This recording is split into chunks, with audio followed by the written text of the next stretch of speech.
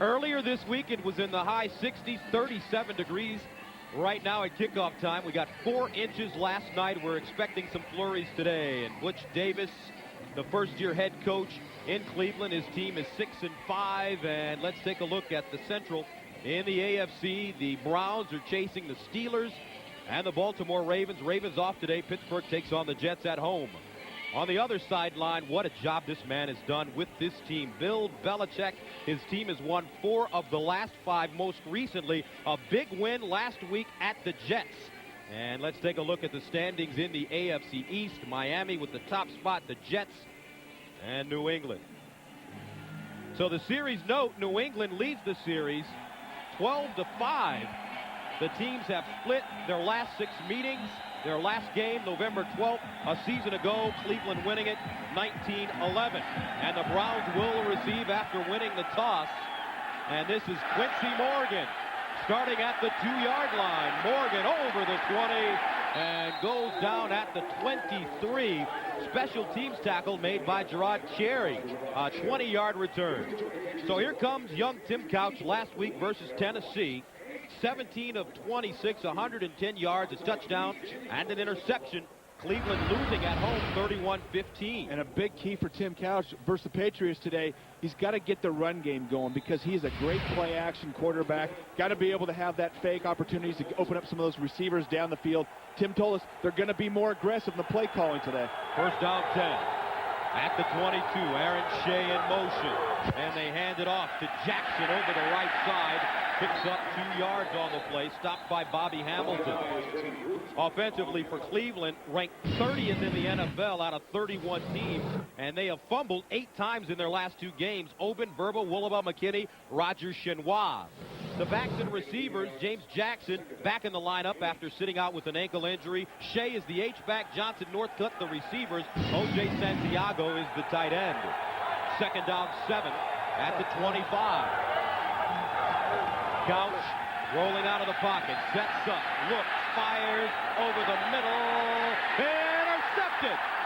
Intercepted at the 45 to Bucky Jones camping under it, and the Patriots forced the first turnover of the game. And Gus, the Browns were trying to move the pocket. You were going to watch Tim Couch roll out to the right and throw back across the field on a double move route. Initially, he had his receiver open, Morgan, but you see that ball hang up in the air. He took a shot, and there's Bucky Jones to come down with it. Jump ball. Bucky Jones doing a great job getting the ball at the highest point, just like a rebound in basketball. And we talked about the Browns being more aggressive. Just got to get rid of that ball and give Tim Couch a little more time to put some a little bit more of a line drive on that pass. So Tom Brady brings the offense out at the 47. First down and 10. They run the reverse. Troy Brown with the blocker, and the play is strung out nicely. And he goes down. Greg Spires with the tackle. And the numbers on Tom Brady last week, 20 of 28, 213 yards. No touchdowns, no interceptions, but he's been completing over 70% of his passes over the last 4 games. Just phenomenal. He does such a great job of spreading that ball around, involving everybody on the offense. It's nice to be able to go to more than just your first read. Tom Brady, it's just been great to see him grow and mature throughout the year, and he really has a lot of confidence back there in the pocket right now. Second down and 12 from the 45. Here's the pitch to Antoine Smith. Smith curves it up, and Smith goes down at midfield. Offensively for the Patriots, they rank 21st in the league, 18th rushing, 19th passing. Light is the rookie, left tackle Compton, Woody, Andruzzi, and Robinson Randall. The backs and receivers, Antoine Smith is the feature back on his way to a 1,000-yard season. Edwards, Troy Brown, and Patton are the receivers. Rod Rutledge is the tight end. Bill Belichick has put his stamp on this team. They're a power football team as opposed to being a pass-happy squad in the past few years. Third down and 8 from the 49. Here's Brady out of the shotgun, steps up, goes to the sideline, caught. Brown gets close to the first down. Stopped by Corey Fuller on the play, gains 9 yards. Defensively for Cleveland, they lead the NFL in interceptions with 25. Rodgers, Warren, Roy, Greg Spires. Courtney Brown out of the lineup today because of an ankle injury. Meanwhile, the linebackers Rayner in the middle with Rudd and Miller. And in the secondary, Fuller and McCutcheon are on the corners with Earl Little and Devin Bush at safety. First down, New England. Here's the pitch. Antoine over the left side, gets to the 40. Antoine Smith down at the 40-yard line. And you mentioned Courtney Brown being out. Mark Smith has taken a spot out there at the end, and he's regularly a tackle, and he does a great job, of course, being strong versus that run, but might not have the quickness to get outside. I look for the Patriots to go ahead with that toss. Antoine Smith, a lot of that left side, running behind the big tackle Matt Light today, and test Mark Smith, see if he can handle that quickness to the edge. Second down, 7 from the 39. Kevin Falk in the game now as the single setback. Draw play, Falk. And Falk is down at the 39. Brant Boyer coming up and making the tackle. Tom Brady 7-3 as a starter, and already he's in pretty good company with some of the greatest quarterbacks of all time. Take a look at this. Yeah, that's right into the top. You know, a couple of those guys I had an opportunity to play with, and I think that the reason that they're able to accomplish that percentage is you look and you have great vision over the field and you spread the ball around. You're not just focusing on half the field like we see so many quarterbacks look today, or just read one receiver. Third down, 7 from the 39. They need to go to the 32 for a first down. And the flag on the play. And guess one of the things that we haven't been able to say this whole year, other than one game. False start, 77. Offense, 5-yard penalty, still third down. That's Mike Compton. And one of the things I was saying that we haven't been able to say, and he's only played in one game, Terry Glenn is in the game and back this week with the New England Patriots, and we know what he can do on the field with his speed and receiving ability. He's had some problems off the field, but this creates a tremendous problem for the defense, the speed, and now you can't just focus on Troy Brown. Terry Glenn can hurt you deep.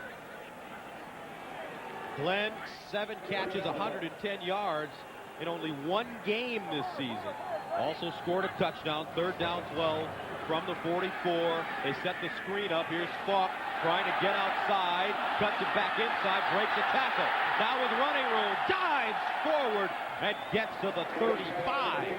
An 8-yard gain, and he ran about 15 yards.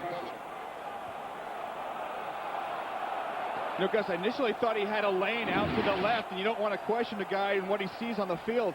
But I thought Kevin Falk had a great job, had a great lane right here, and he cuts it across. I thought he would have had the first down had he stayed left. You see him stop and start and come back across the field.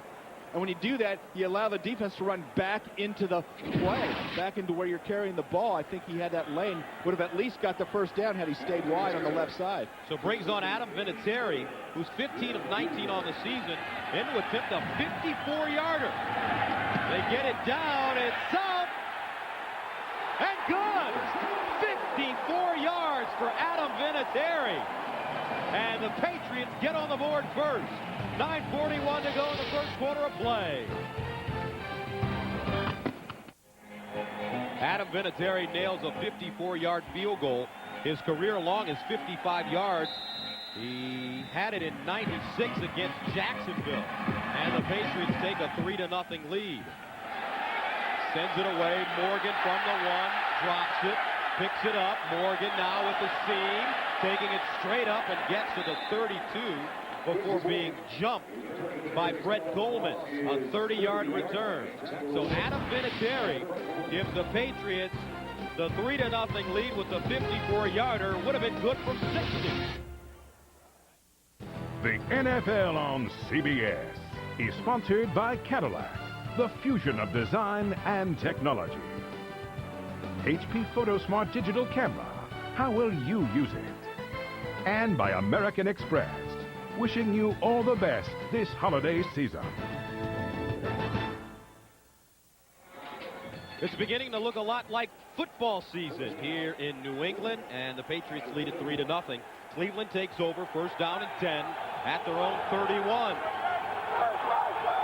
Jackson, the lone setback.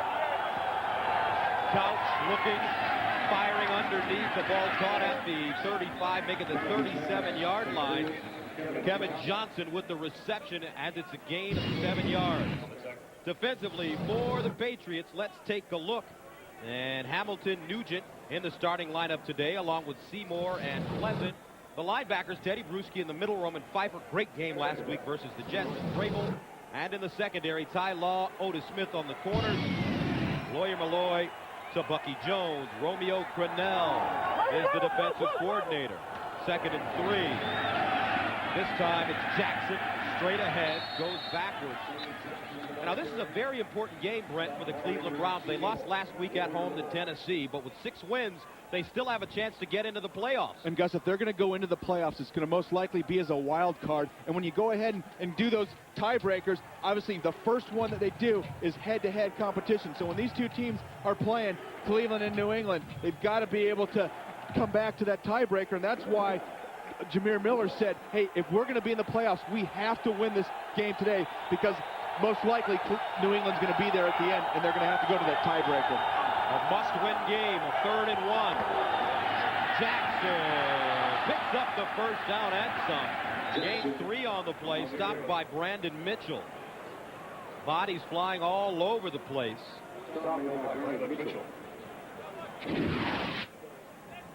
And watch this effort, Gus, by Teddy Bruschi playing middle linebacker, normally an outside linebacker. He's going to go in there and dive over Aaron Shea. How about Teddy Bruschi getting some air? That would have been a phenomenal stop, but still, that is getting up for the young man, 245 pounds. He made some heck of a plays last week at the Jets. 1st and 10 from the 44. Couch sets up, dumps it to Shea over the middle. He gets into New England territory. Shea still running and finally brought down at the 45. Otis Smith had to bring him down, but the big tight end out of Michigan gains 11 yards the hard way. And Gus, you know how much I like Aaron Shea. We saw him last year. He does a great job of catching that ball and pounding it in there. And look at the determination.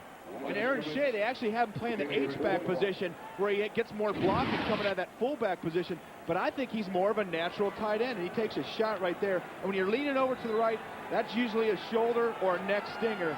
And he's really, you can feel the pain right there. It's not feeling too good on the sideline. 1st and 10 at the 45. Jackson. And Jackson is taken down for a loss of maybe 2 yards on the play. Mike Vrabel there to come up and make the tackle. Log on to NFL.com and see why Phil Simms thinks more teams should use the 3-4 defense like the Steelers. Just go to NFL.com or America Online, keyword NFL.com. And Aaron Shea on the sideline, started at tight end last year. They brought in Santiago along with Ricky Dudley. Dudley been out of the lineup for most of the year because of an injury. And he's found kind of a nice spot at that H-back position. 2nd and 12 at the 47.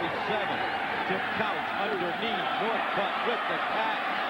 And Northcutt is wrapped up at the 37. Teddy Bruschi with the tackle, but another gain of 11 yards. And he's close to the first down. And Northcutt actually caught some balls last week, and that's going to be one of the keys today for the Browns. Tim Couch has got to spread the ball around, a la Tom Brady. He's got to involve more receivers. Usually when you're playing against the Cleveland Browns, it's the Kevin Johnson show and nobody else. You've got to utilize other receivers. It can't just be Kevin Johnson all the time. So Cleveland calls a timeout. 5:34 to go in the first quarter of play. Browns driving, down by 3. New England with a 3-0 lead over the Browns. However, Cleveland has it. 3rd down and 1 at the New England 36-yard line. 7th play of the drive that started at their own 31.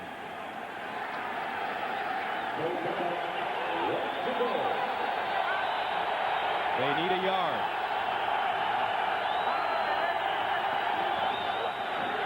And this is Jackson straight ahead, picks up the first down.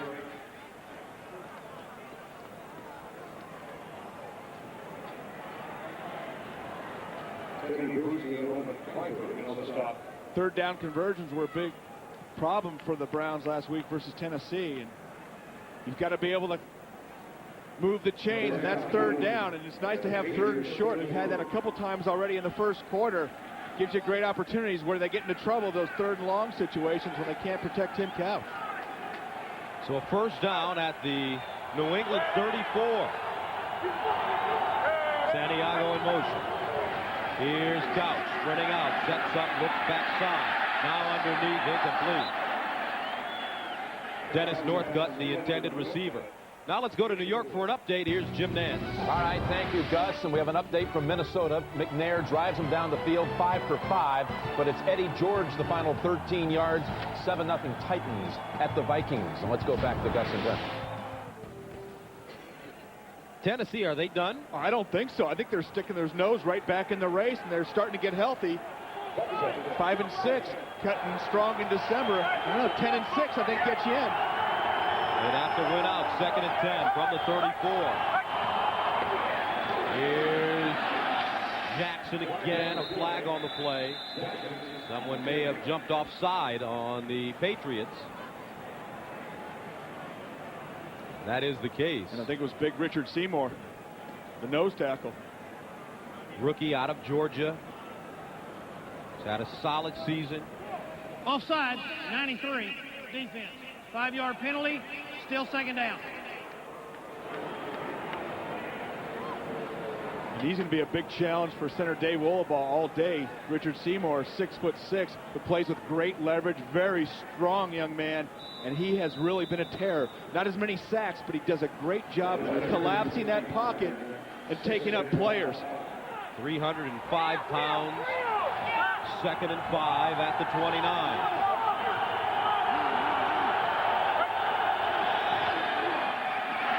Jackson crawls forward and gets to the 26. Now let's go back to Jim Nantz in New York. All right, San Diego and Philadelphia, Gus, and watch this. The magic has been absent from San Diego in recent weeks, but here's Doug Flutie, and Graham plucks it out of the air. He'll take it 61 yards in all to tie the game at 7. McNabb had thrown the touchdown toss earlier for the Eagles. Let's go back now to Gus and Brent. You look at that NFC East. That division rather is wide open. Arizona's playing well. The Redskins were playing well, and Philly has been up and down. Yeah, that's amazing. Amazing catch by Jeff Graham. You see Doug Flutie. I think Jim Nantz is going to have to get his Flutie flags out of the cover. 3rd down 2 from the 26.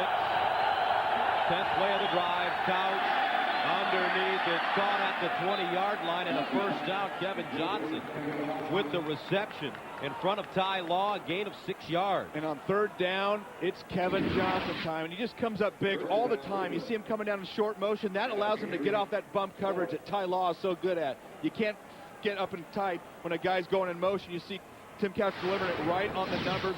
3rd down, move the chains, and those conversions are so important, especially when you've got to keep your defense off the field like the Browns have been able to do the last couple of weeks. Browns 3 for 3 on 3rd downs so far today. 1st and 10 at the 20. Here's Jackson trying to find daylight. And Jackson goes down inside the 15. Teddy Bruschi driving him to the ground. 2:47 to go in the 1st quarter. And the score is 3-0 New England. Tuesday on CBS, he's a hotshot lawyer with a lot of ambition and a responsibility to the disadvantaged. Now he's getting something he never had: competition. Don't miss an all-new episode of the season's highest-rated new drama, The Guardian, Tuesday on CBS. 80th consecutive sellout at Foxborough. And the Patriots have won 4 of their last 5. However, Cleveland, on a 7-minute drive, Jackson straight ahead, gets to the 10, gains 3 on the play, maybe even the 9. Bruschi and Hamilton there to wrap him up. You know, the Cleveland Browns have had trouble running the ball this year, but James Jackson getting 6 and 7 yards on 1st down, that gives you options on 2nd and 3rd. And that's the key. This Patriots defense has to play tougher on 1st downs. You can't let the Browns just march it right down the field. And Gus, with Aaron Shea out of the game, the Browns like to use a lot of the H-back formation back there. They don't have a guy listed behind him on the depth chart, so they're going to have to bring in Rod Jones if they want a back there. But he's more of a tight end, and so they're doing this running attack right now with a single back. Cleveland on the season ranked, as they pick up the 1st down, 27th in the National Football League in rushing, averaging 84.4 yards per game. But recently they've had problems hanging on to the ball. The offense has fumbled 8 times in their last 2 ball games, losing 3 of them. I guess I said Rod Jones. It's actually Rod Monroe is the other tight end. I'm hearkening back to my old playing days. 6 concussions, I understand. First and goal from the 10. What was your name again? Here's Couch looking up top, incomplete. Santiago had 2 hands on it, just couldn't hold on. Roman Pfeiffer breaks it up. And I like the way that Tim Couch threw that ball. He had his big tight end one-on-one matchup with a linebacker, Roman Pfeiffer, put it up high. Santiago 6'7", got to turn and make that catch. And you see Roman Pfeiffer keeping his hands up there, battling, and ended up knocking that ball out. Tim Couch is saying, come on, big man. We got to catch that one. Brings up 2nd down and goal at the 10, 14th play of the drive that started at the Cleveland 31. They've had it for 8 minutes. Kevin Johnson in motion. Here's Couch. Fires incomplete. Johnson, the intended receiver, on the quick screen. And that will bring up the all-important 3rd down and goal at the 10. Using some of New England's offense against them. They run that quick screen in New England. They ran it 5 times last week with Troy Brown. Haven't seen it as much from the Browns this year, but just get the ball in the hands of your playmaker. And Kevin Johnson is obviously their big playmaker at wide receiver. So what do you run in this situation at the 10, 3rd and goal? Well, you want to utilize that middle of the field. I still like the tight end matchup, Santiago. Maybe get one of your backs out of the backfield, catching the ball one-on-one with the linebacker. Here's Couch. Steps up in the pocket. Throws across his body. Touchdown. Northcutt with the catch. And now the officials are having a conversation in the back of the end zone. And it looked to me like Northcutt came across the back of the end zone, did a great job of cradling, using his elbows and his arms, sliding across the ground. And I thought he caught it without seeing the replay.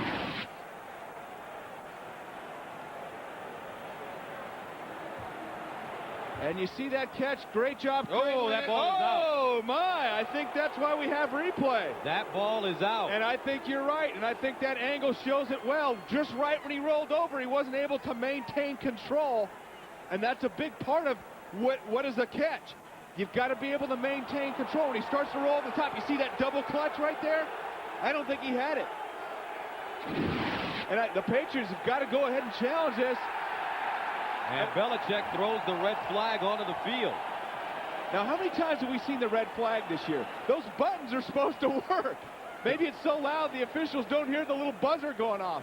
New England is challenging the ruling on the field that it is a touchdown.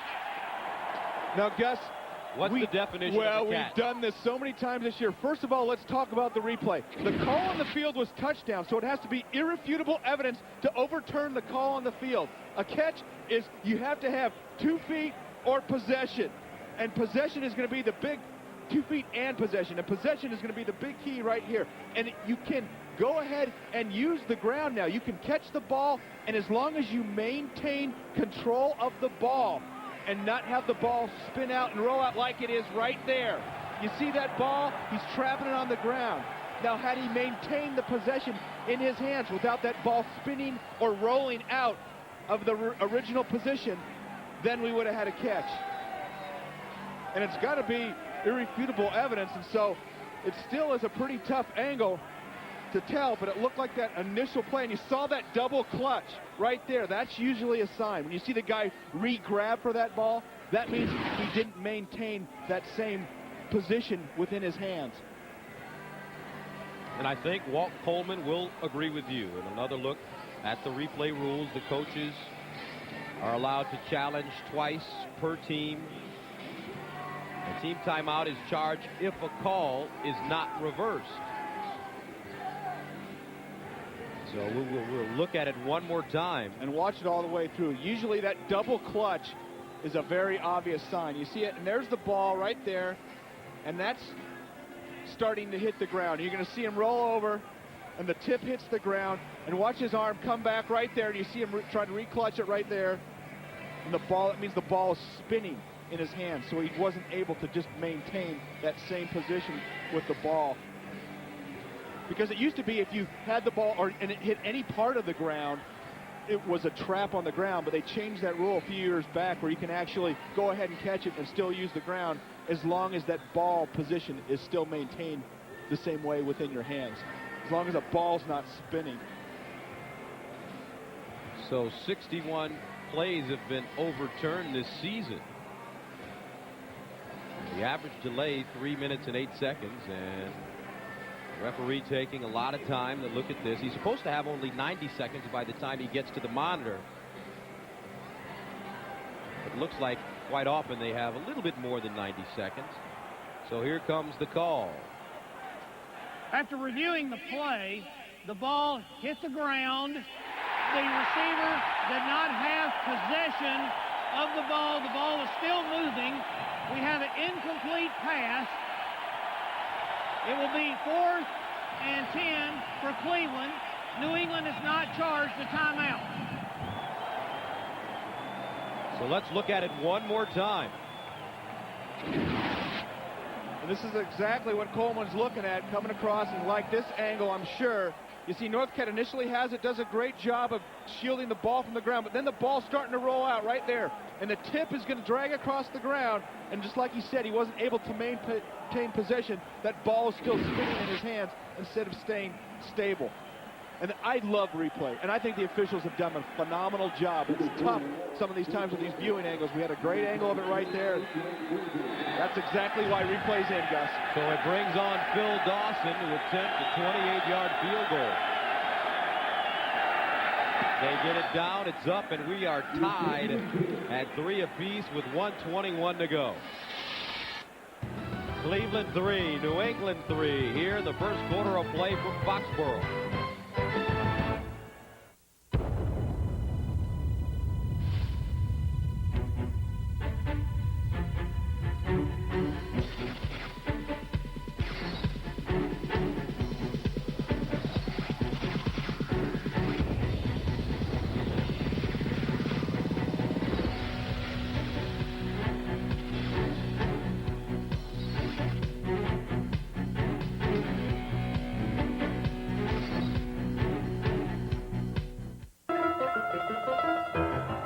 All looks, no brains.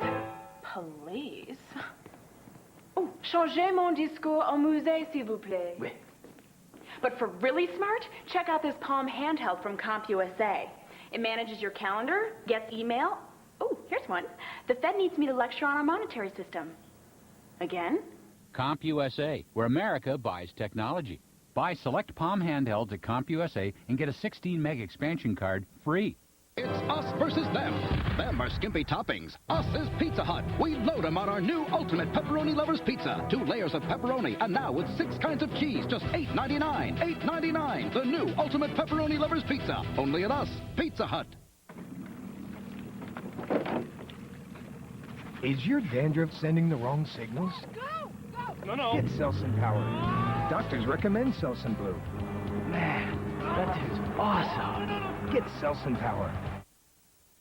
The NFL on CBS is sponsored by Pizza Hut, where every week this fall you can get one of our pizzas for an unbelievable price. And by Panasonic Sonic Shaving Max, the world's fastest shaver, wet or dry.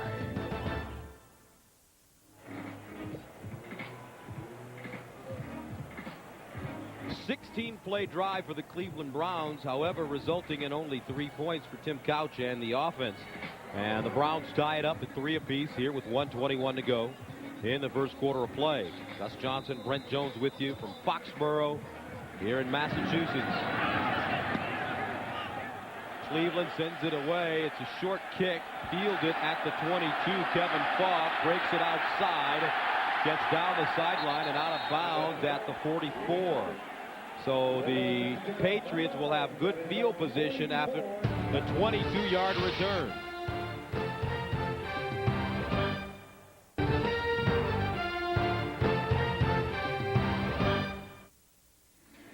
1:12 to go here in the first. Game tied at 3. Dalen McCutcheon has a right ankle sprain. He's out for the rest of the game for Cleveland. And Aaron Shea has a left shoulder AC sprain, and his return is questionable. First down and 10 at the 44. Antoine Smith, the single setback, goes in motion. Brady on the short drop. Fired! Picked off! Fuller racing! Cuts it inside! Corey Fuller! Touchdown Cleveland! 49 yards!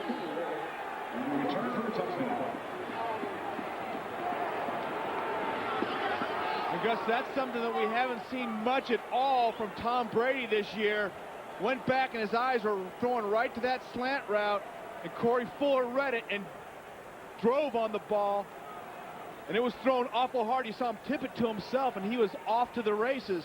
And that's the way Cleveland has won games this year. They've moved the ball on offense, kept their defense off the field. When the defense has been on the field, they've gotten turnovers. 25 interceptions coming into today's game. Extra point is up and good.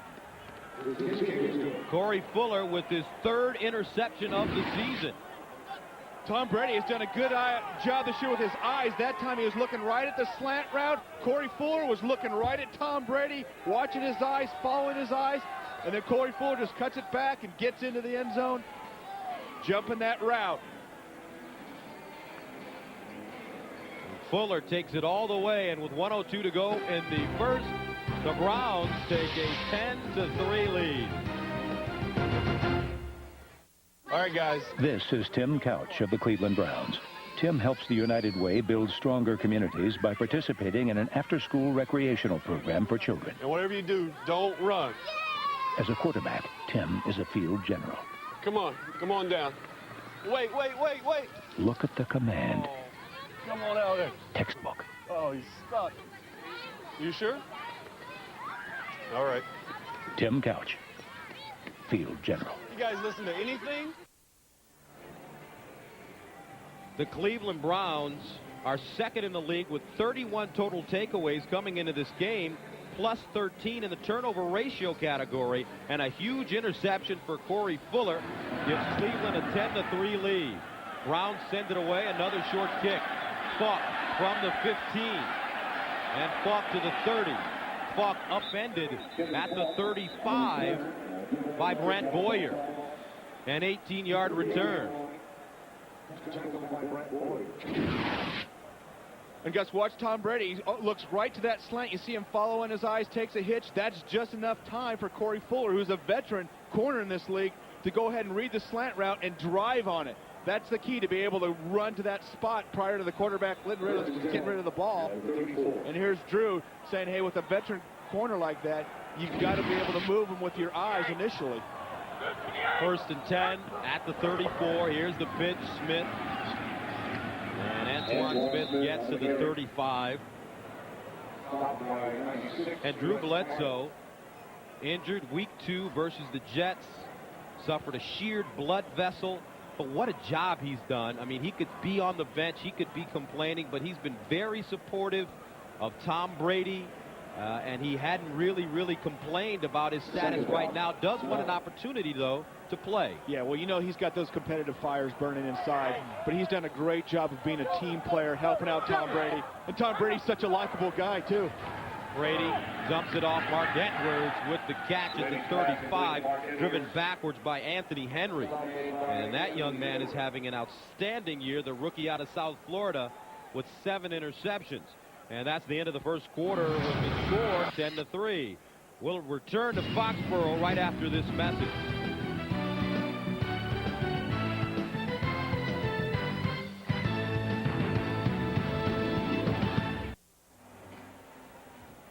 Corey Fuller gives the Browns a 10-3 lead with his interception returned for a touchdown as we start the second quarter of play with the Patriots at their own 37, faced with a 3rd down and 7. They need to go to the 44 for a first down.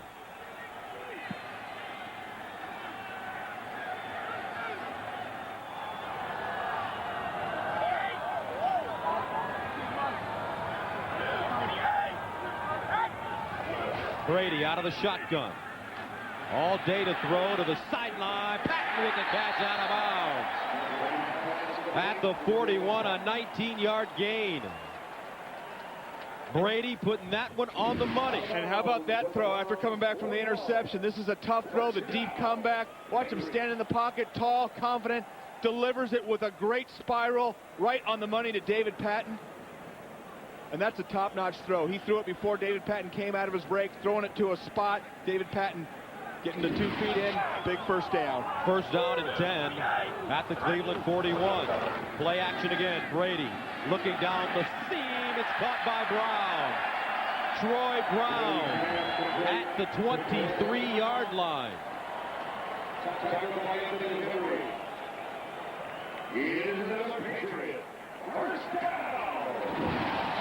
And Troy Brown is so elusive, and you get 3 wide receivers in there, and you have Terry Glenn running deep and clearing it out. Here comes Troy Brown right across the middle. Find that open hole in the zone, and that is tough to defend when you've got 3 wide receivers, and one of them is Terry Glenn and one's Troy Brown. Came into this game with 78 catches for 944 yards. First and 10 at the 23. Antoine Smith lowers his shoulder and goes down to the 21. Gerard Warren with the tackle. He's the rookie out of Florida, first-round draft pick. And the way that offensive coordinator for the Patriots, Charlie Weiss, calls those plays, I really love that. Show confidence in your young quarterback. Throw a pick, not a great pass, 3-step, and just, went after a veteran corner. Comes back, calls some big plays down the field. Let him get his feet wet again. Let him start gaining some of that confidence back. Tom Brady, I don't think he can be rattled, Gus. Second down, 7 at the 20.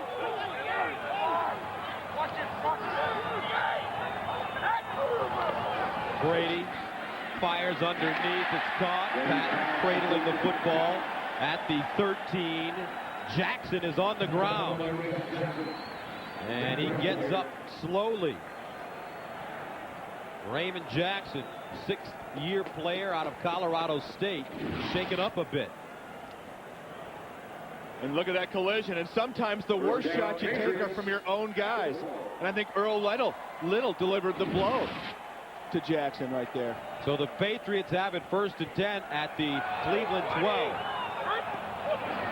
Inside handoff, Mark Edwards on the dive, gets to the 10. And you always talk about not only scoring inside the red zone, but getting touchdowns inside the red zone. Here's a good stat for you. The Patriots have scored 7 straight times inside the red zone, 6 touchdowns, 1 field goal. That's the kind of statistic that you love. That's the percentage that you want. I think a big part of that has been Antoine Smith and his power running. That's really changed this Patriot offense this year. He's just grown in his confidence, very much like Tom Brady's grown in his confidence throughout the season. Second and 7. They throw it out. Brown on the hitch, lowers his shoulder, gets to the 2. Troy Brown with the nice catch and a nice piece of running as he was taken down by Devin Bush. Now they have some words for each other. And we talked about Charlie Weiss. Get the ball in the hands of your playmakers. They ran this flanker screen 5 times last week versus the Jets because Charlie Weiss loves yards after the catch. And Troy Brown brings you yards after the catch. He doesn't care if he catches it 1 yard deep or 20 yards downfield. He is so elusive. Does a great job of making players miss and just get the ball in his hands. If they're not playing bump coverage, they're playing off. Tom Brady can check to that route, put the ball in your players' hands, and make them do something. So after throwing the interception to Corey Fuller, Tom Brady is 5 of 5 on this drive. And we talked about not being able to rattle Tom Brady. He's just cool, calm, happy. He's always got a smile on his face, but he's a competitor. And he has just made plays this whole season, and people seem to doubt him. And they say, oh, he did it against this team, but can he do it against this team? Or this defense against this defense? And we're gonna blitz him, or we're going to play more nickel coverage. We're going to try to confuse him. We're going to try to do this, that, and the other thing. And none of it's worked. He's continued to stay the course. He's been solid. He's been a great leader in the huddle. And guys like playing with him. And they are short of the first down. They need about a yard. And look at Brady's percentage today. As we told you, he's completed over 70% of his passes in the last 4 games. Right now, 87.5. And here are the last 4 games. And that just tells me that he's seeing the field very well. And we talked about it in the open. He's not just reading one side of the field. And he's distributing the ball to all his receivers. He's got good backs out of the backfield that can catch. He's got some wide receivers. He's got Terry Glenn coming back. That is so important. Why is that so difficult to do, though? Because when you're standing back there and guys are coming out there trying to kill you, you get a little nervous. And that's where you really have to have that composure. And there aren't really a lot of quarterbacks in this league that have that type of composure. It's built into Tom Brady. 3rd down 1 at the 3. 9th play of the drive that started at the 34. They hand it off straight ahead, and Edwards leans forward. Was that Tom Brady throwing an elbow? Like he was trying to throw a little elbow. There you go. He's a competitor. And big Mark Edwards going against his former team. You know he wants to score, get that first down. He kept those legs churning. I think actually that extra effort made it awful close. It's going to be a nose to the ball type of situation. And watch number 12. Hey, get off my guy. And then step back. There you go, Tom. Get out of there. Push and jab and move. Especially with Gerard Warren, 322 pounds, standing right next to you. That's right. Once you figure out who you push, then you take a step or two back and say, come on, O-line, protect me. So the chains onto the field.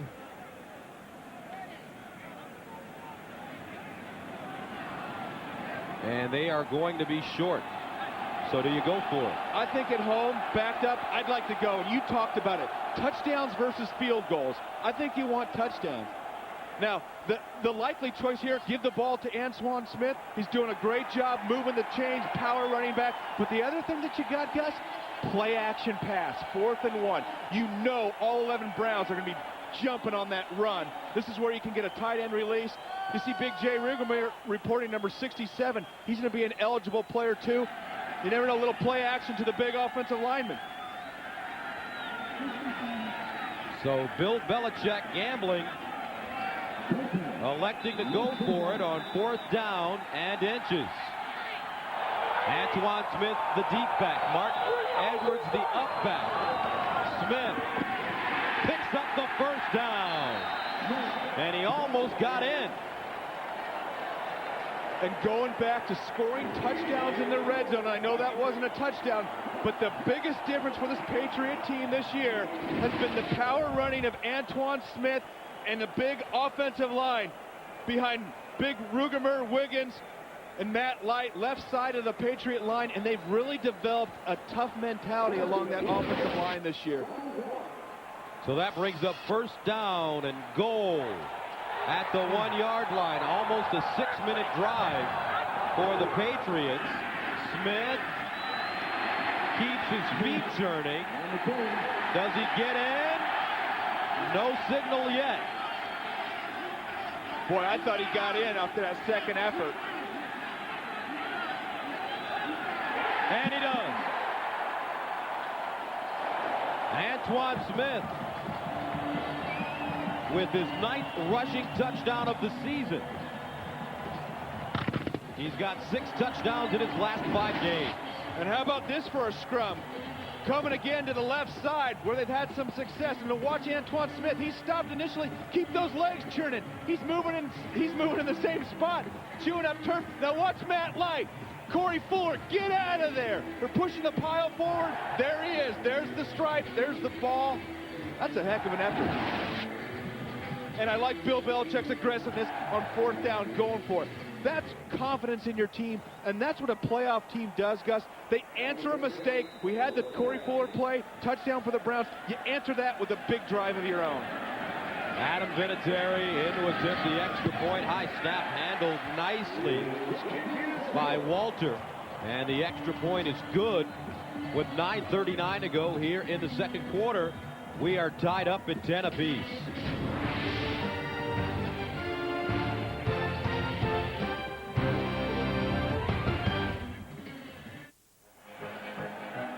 .10 the score. Antoine Smith with the touchdown. A 6-minute and 23-second drive for the Patriots. Tom Brady 5 of 5 on the drive. This is Gay at the 5. Vince Gay straight ahead. And he is taken down at the 33-yard line. Larry Izzo with the special teams tackle. Tim Couch wants to get something going. The NFL on CBS is sponsored by new Pepsi Twist. Pepsi and Diet Pepsi with a twist of lemon. Best Buy. For the latest technology, turn on Best Buy. And by Chevy Trucks, the most dependable, longest-lasting trucks on the road.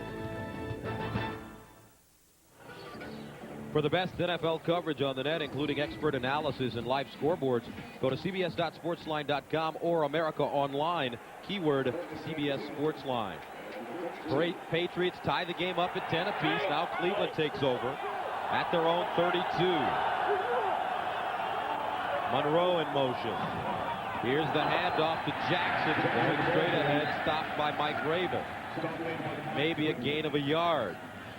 Tonight on 60 Minutes, before September 11th, it was the most talked about crime of the year. But suppose the culprit was also a victim. Confused? Suppose you watch 60 Minutes tonight. Makes it second down. 9 yards to go for Tim Couch and the Cleveland Browns.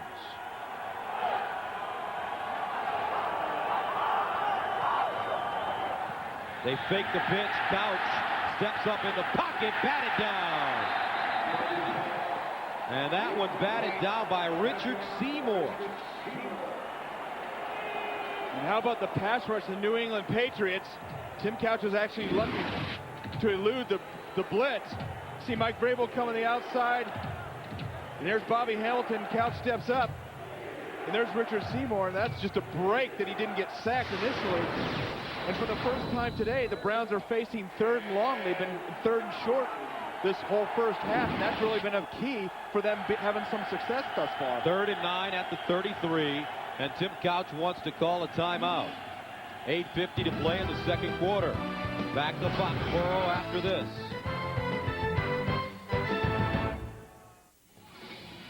Foxborough Stadium. And the score with 8:50 to go in the second quarter of play is 10-10 between New England and Cleveland. Gus Johnson along with Brent Jones. The Patriots have won 4 of their last 5, most recently against the Jets last week.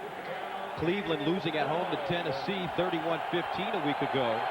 They have 6 wins, an important game if they want to keep their playoff hopes alive. 3rd and 8 at the 34. They need to go to the 42, and Couch is sacked at the 25 by Lawyer Malloy.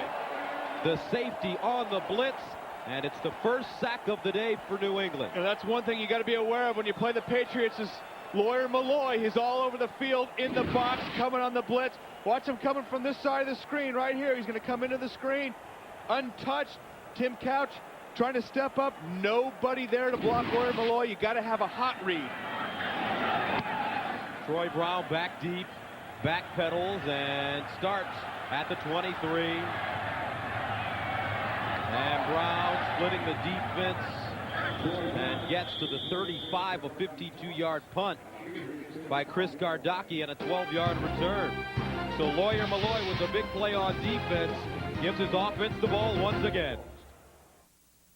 The NFL on CBS is sponsored by the United States Postal Service and by Gateway, where you've got a friend in the business.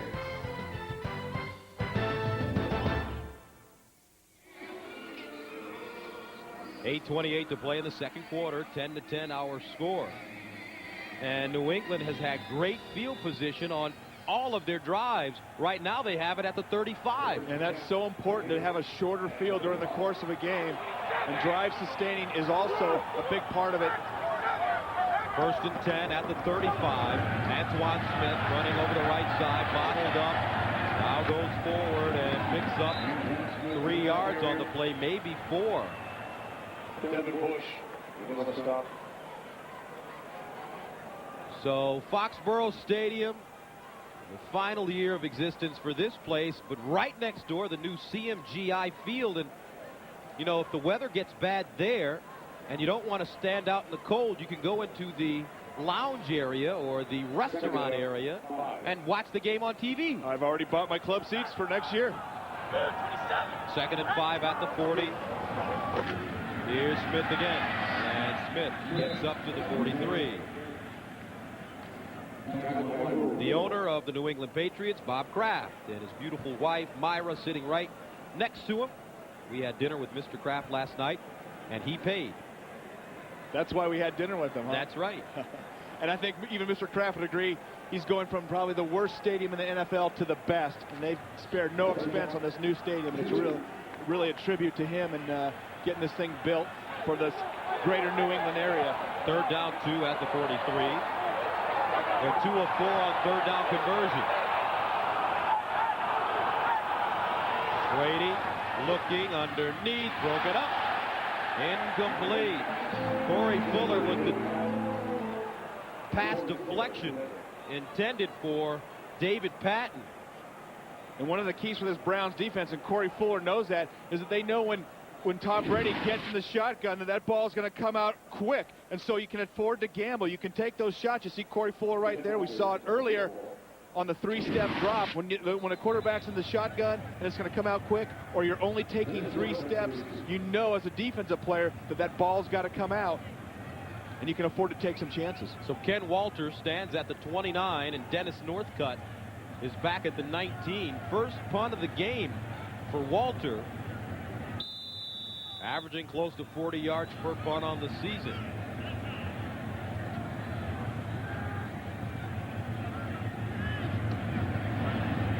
Left-footed punter gets away a nice one. Northcutt with the fair catch signal, and it's fair caught at the 10-yard line. A 46-yard punt. Now, Monday on CBS begins with an all-new night of great comedy, starting with The King of Queens, followed by The Ellen Show at a special time. Then it's Monday's #1 comedy, Everybody Loves Raymond, followed by Becker, starring Ted Danson. Then don't miss a dramatic, all-new Family Law, Monday on CBS. Total yards so far, New England with 96, Cleveland with 49, but Corey Fuller picked one off, ran it back for a touchdown.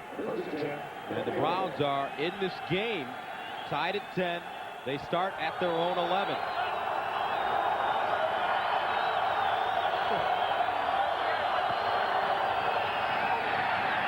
Couch underneath, broken up. Ty Law getting a hand in there, but a late flag comes in.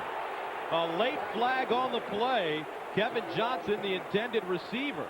And the side judge must have thought that Ty Law had his left arm around Kevin Johnson, because it didn't look like there was contact at that point. And I'm sure that's what he's going to end up calling. 24, defense, automatic, first down. And you know, you got 5-yard chuck zone, Gus, and there we are. We're after 5 yards, and there's Ty Law still getting his hands on Kevin Johnson after that. And I think that's why they called the penalty. And Tim Couch saying, you know, when you're a quarterback, though, you say it's pass interference every time if the ball's incomplete. But he was right that time. First down and 10 at the 17. Here's the handoff. James Jackson. Jackson gets to the 20, a gain of 4. And the Cleveland offense under Butch Davis making some improvements. Still not there yet, but take a look over the years. Well, this is the biggest thing that stands out to me, the time of possession. They're really starting to be able to sustain some drives. I know that they'd like their rush yards up and the points, but this is the most important, that 6-5 record, and nobody would have thought that at the beginning of the season, but Butch Davis has done a phenomenal job of changing the mindset in Cleveland. These guys expect to win. 2nd and 6 at the 21. Couch again on the slant. Kevin Johnson with the catch goes down at the 25. He'll be about 3 yards shy of the first down. Terrence Shaw with the tackle. And one thing about Butch Davis, is, I mean, I don't know if there's something about the guy that's different. There's some kind of spark that he has, or ability that he has to motivate these guys, because we saw a lot of Cleveland games last year, and they didn't play with the passion that they're playing with this season. No, they were just trudging through the season the last couple of years at this point, and Butch Davis really has changed that mindset, brought in some more players, guys that want to compete, and that's really the key. On 3rd and 1. Jackson stumbles forward, and he's close to the first down. Roman Pfeiffer in on the play. And we've talked about how Cleveland has had 3rd and manageable, and that's really been a big part of this first half. Coming up again with another 3rd and 1. When you can move those change, 3rd and 1 gives you an opportunity. You can even run play action or pound that ball up in there. Watch James Jackson. Let's look his eyes. Let's see if he's looking at the hole. He's looking straight ahead. Good job, James. You're not giving anything away. Teddy Bruschi getting smashed up inside, and James Jackson going off tackle and finding that hole and leaning forward. And I think he might have that first down by half a ball. Jackson with 514 yards on the season coming into this game, only averaging 3 yards per carry. And is that a first down? Yes, it is. By about a half inch. There you go. It's tough when you get that ball on the chain and you're trying to figure out, is it first or not? Officials right on top of it. They didn't need a conference out for that one, and that's so important. And that comes back to 1st and 2nd down. You've got to get positive yards, whether it's 2 or 3 yards. Just be within 3rd and 3 or less, and then you have some options on 3rd down. But 3rd and 7, 3rd and 8, that's where you get in trouble. That's when the pass protection falls apart. Jackson, 11 carries, 27 yards. First down for Cleveland at their own 27. Play action. Couch setting up, looking for Kevin Johnson. Has him. Johnson holds on to the football and picks up a first down. Matt Stevens with some tough hit, but it's a gain of 16 yards. And the Browns have gotten a lot of underneath routes here thus far in the first half. And that time brought Kevin Johnson in motion. Watch him on the deep crossing route. And Tim Couch actually had him even more open early. And you see Matt Stevens going to come into your picture. But Tim Couch took a while to throw that ball and set his feet. Would have liked to have gotten the ball in the hands of Kevin Johnson just a little earlier, giving him some room to get up, turn it upfield. But still, if there's a big play to be had for Cleveland, it's going to be Kevin Johnson most likely. Johnson's on the sideline right now. 1st and 10 at the 44. Couch in trouble. Couch gets rid of it. Nobody even close to the football. And let's see if he got out of the pocket. Remember, the pocket is tight end to tight end. If not, it'll be intentional grounding. And that's what the officials are The discussing. quarterback was out of the pocket. There's no intentional grounding. The quarterback was out of the pocket. Great call, partner. You were all over that rule. And we've seen it. And here's the pocket right here. Got to get out of there. Tight end to tight end. And once you break that pocket and get the ball to the line of scrimmage, it's not grounding. And oh yeah, Tim Couch used at least a yard or two beyond it. And he knows, at least most of the time, you hope you know. Now it's 2nd and 10 for the Browns at their own 44. Couch 6 of 13 today, 58 yards and 1 interception. And the play clock expires. Let's see if they got a timeout. And I think a big part of that was that the officials didn't reset it after discussing the potential grounding call.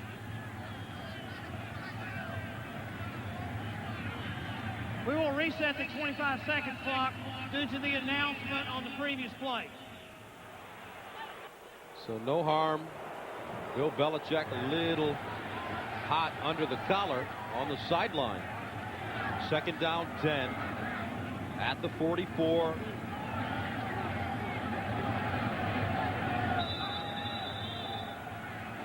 Second down, number 13.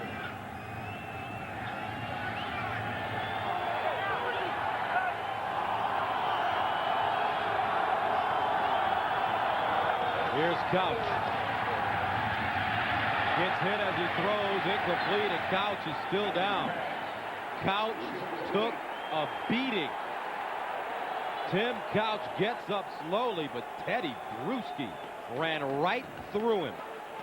And Teddy Bruschi has really been an undervalued, underrated part of the success of this New England defense. And watch this shot. Couch is just ready to deliver. Oh, and that is a shot. When you feel that, when you see that head snap back, you know a quarterback is taking a shot. And last week versus the Jets, nobody will talk about the key plays of the game. Teddy Bruschi stopping Curtis Martin early in that first half on 3rd and 1 at the goal line might have turned that whole game around. 3rd and 10 at the 44. They need to go to the New England 46 for a first down. Here's Couch in trouble, and Couch is sacked by Roman Pfeiffer. second sack of the day for the Patriots. And you talk about a man possessed. Roman Pfeiffer, 9 tackles last week versus the Jets, 4 for losses. He almost caused Tim Couch to ground the ball a couple plays ago, and here he comes again. And I don't know if the Cleveland Browns offensive line has an answer yet for Roman Pfeiffer, who's been on fire these last couple weeks. Chris Gardocki from the 28. Spiraling kick that's short. From the 15, it's Brown.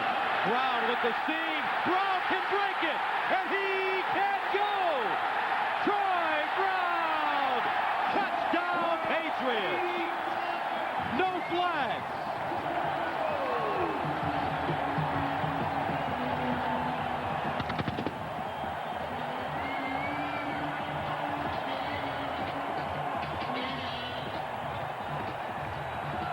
An 85-yard return for Troy Brown.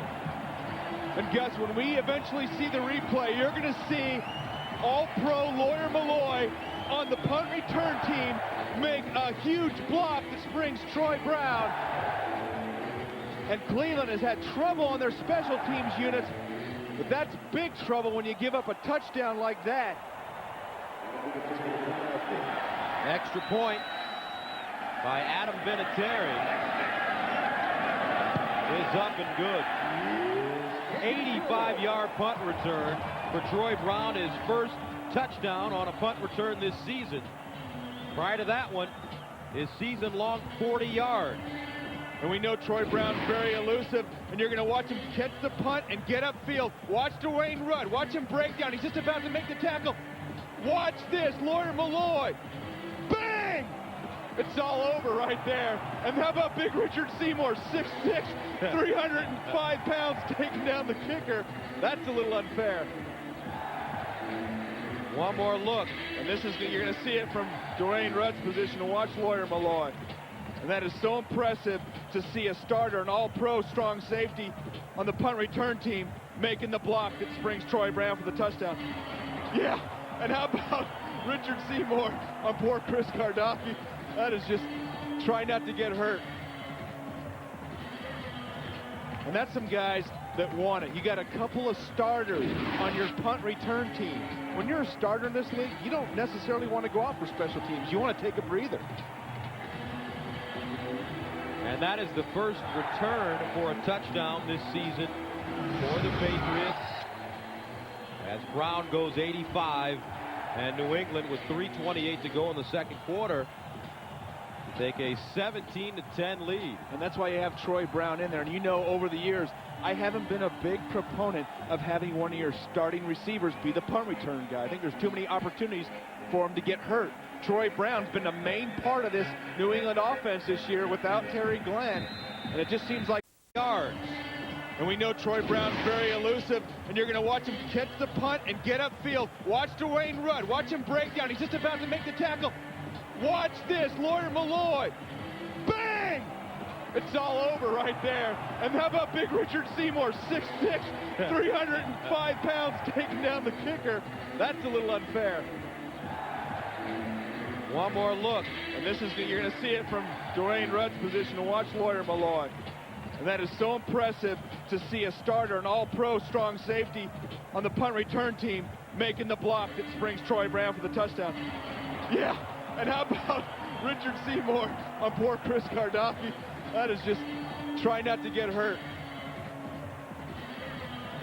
And that's some guys that want it. You got a couple of starters on your punt return team. When you're a starter in this league, you don't necessarily want to go out for special teams. You want to take a breather. And that is the first return for a touchdown this season for the Patriots. As Brown goes 85, and New England with 3:28 to go in the second quarter take a 17-10 lead. And that's why you have Troy Brown in there. And you know, over the years, I haven't been a big proponent of having one of your starting receivers be the punt return guy. I think there's too many opportunities for him to get hurt. Troy Brown's been a main part of this New England offense this year without Terry Glenn.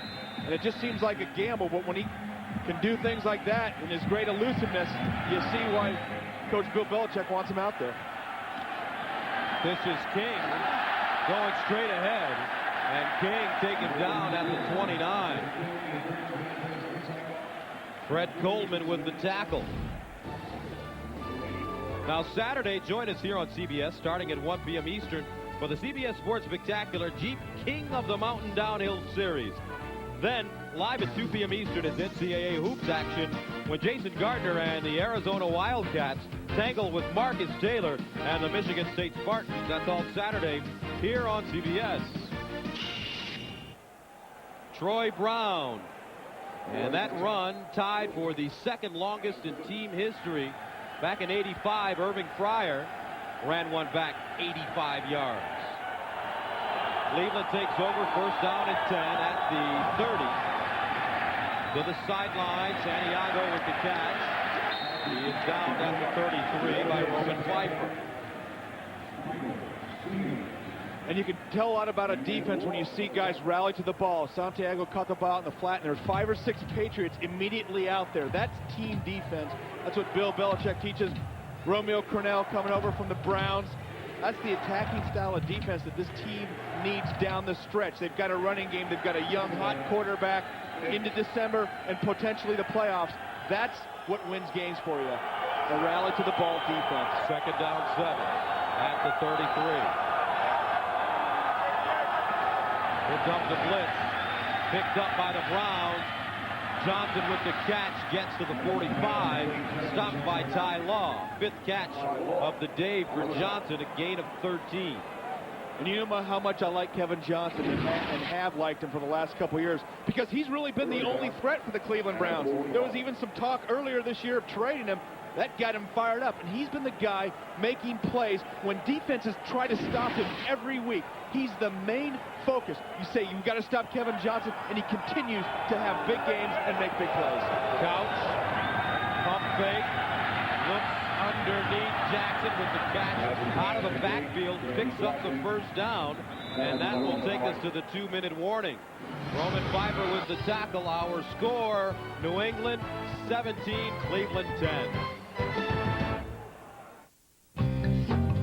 Moo. If you're looking for a great deal on a computer, now's the time to call 1-800-GATEWAY, because now you can get the Gateway 300S loaded with Microsoft Windows XP, an Intel Celeron processor, a 15-inch flat-screen monitor, GCS speakers, a 20-gigabyte hard drive, and a CD burner, all for just $9.99. This special offer is good for a limited time, so call 1-800-GATEWAY now.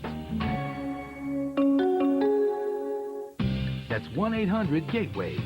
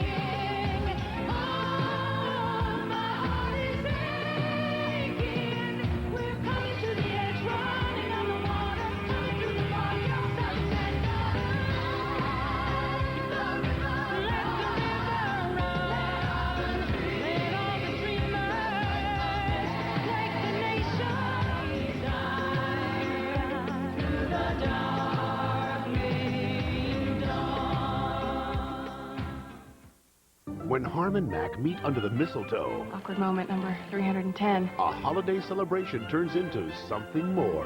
All new Jag, CBS Tuesday.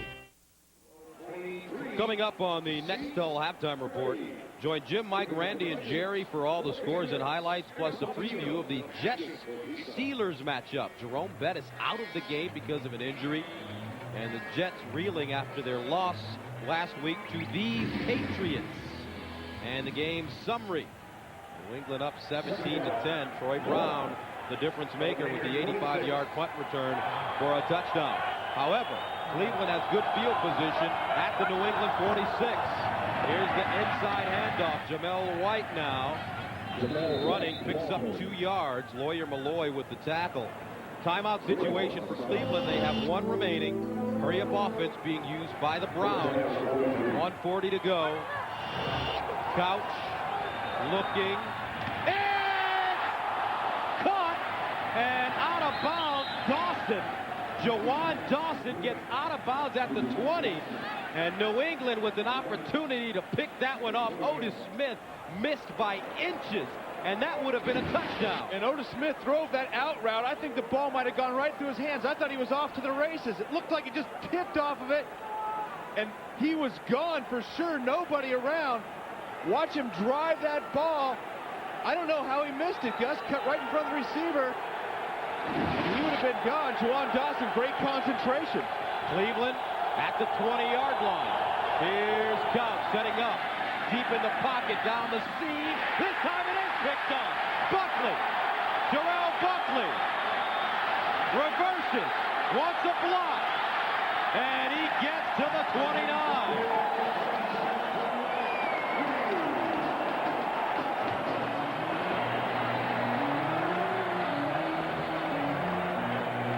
Gus, I know coming off of his route, Kevin Johnson at the top of his route, I saw him kind of strip down.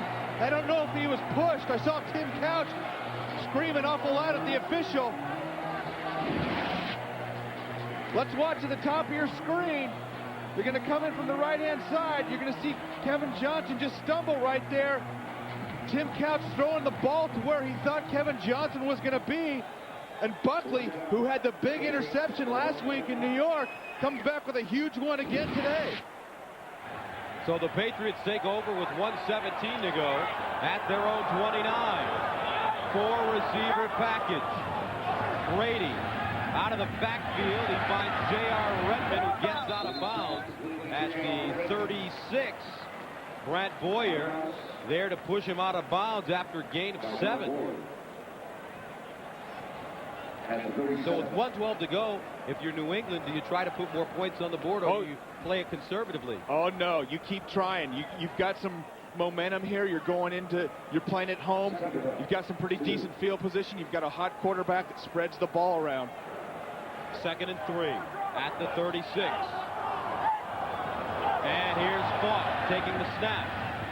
And Falk gets to the 37 maybe. Jameer Miller with the tackle. Time running off the clock, a minute now. And the timeout situation.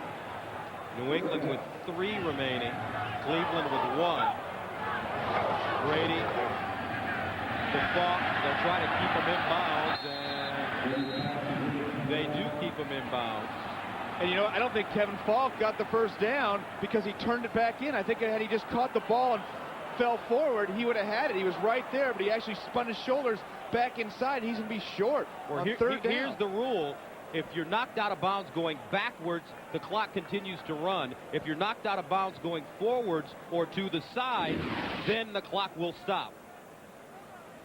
Here you go, to the sideline. He catches the ball. If you're knocked out of bounds going backwards, the clock, which he was, the clock continues to run. If you're knocked out of bounds going forward or to the side, it will be stopped.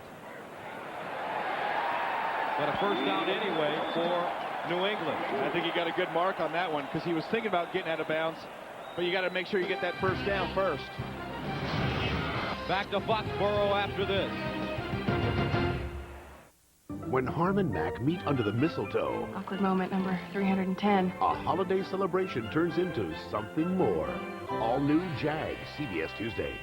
Nick Fallon has the ambition for corporate law, Business comes first. a responsibility to the disadvantaged. It would be my pleasure to be there for you. Now he's getting something he never had, competition. I'm the associate director. Associate director. Which makes me your boss. If we have to work together, do me a favor and just shut the hell up. All new Guardian, CBS Tuesday. Coming up on the next halftime report, join Jim, Mike, Randy, and Jerry for all the scores and highlights, plus a preview of the Jets-Steelers matchup. Coming up later on today here on CBS Sports. 1st and 10 for the Patriots at the 39. 34 seconds remaining in the first half. 3 timeouts remaining for New England. Tom Brady looking down the field. Incomplete. Intended for Charles Johnson. Anthony Henry covering.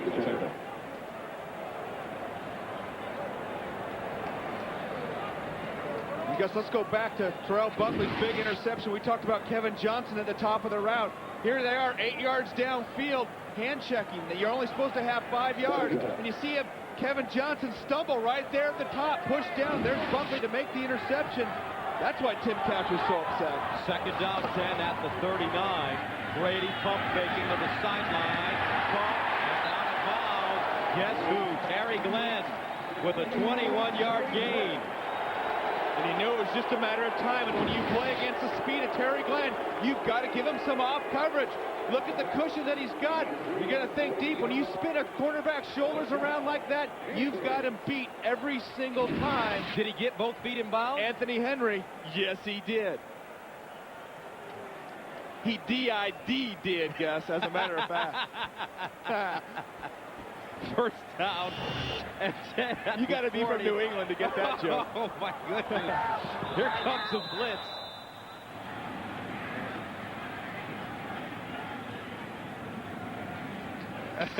Well, to explain it to you folks, let's take a look back. Terry Glenn interviewed on a local television show, and he was asked a couple of questions, and this is how he responded. Do you want to play for the New England Patriots? I did. Did? I did. D-I-D, I did. That means pass. It does. And as of right now, I don't see me playing here next year, and I don't see myself being in a Patriot uniform. No. I know I'm bothered by hamstring right now, and I'm not getting paid, so you do the math. If you were getting paid, would that hamstring get better? Let me ask you that question. I don't know. I really don't know. I can't say that. I don't know. Well, Gus, I've done the math, and down the playoff stretch, this team is so much more potent with Terry Glenn. And if he can keep those hamstrings healthy, you can't overuse them here in these first couple games. But I really tip my hat to Coach Bill Belichick. He hasn't overreacted in this situation all year. He's done what he's had to do. And now you have Terry Glenn. And I think some of these guys on the Patriots got to come alongside Terry Glenn. And you know, I haven't been a big fan of Terry Glenn off the field. I love what he does on the field. He can really make some things happen. But he's got to pull it together. If he chooses not to even talk to the media the rest of the year, that would be phenomenal for him, for the team. Just go out, Terry, and let your plane do the talking, and you're going to really help this team down the stretch, and you could end up having a Super Bowl ring on your finger. First down and 15 at the 45. 23 seconds to go here in the first half of play.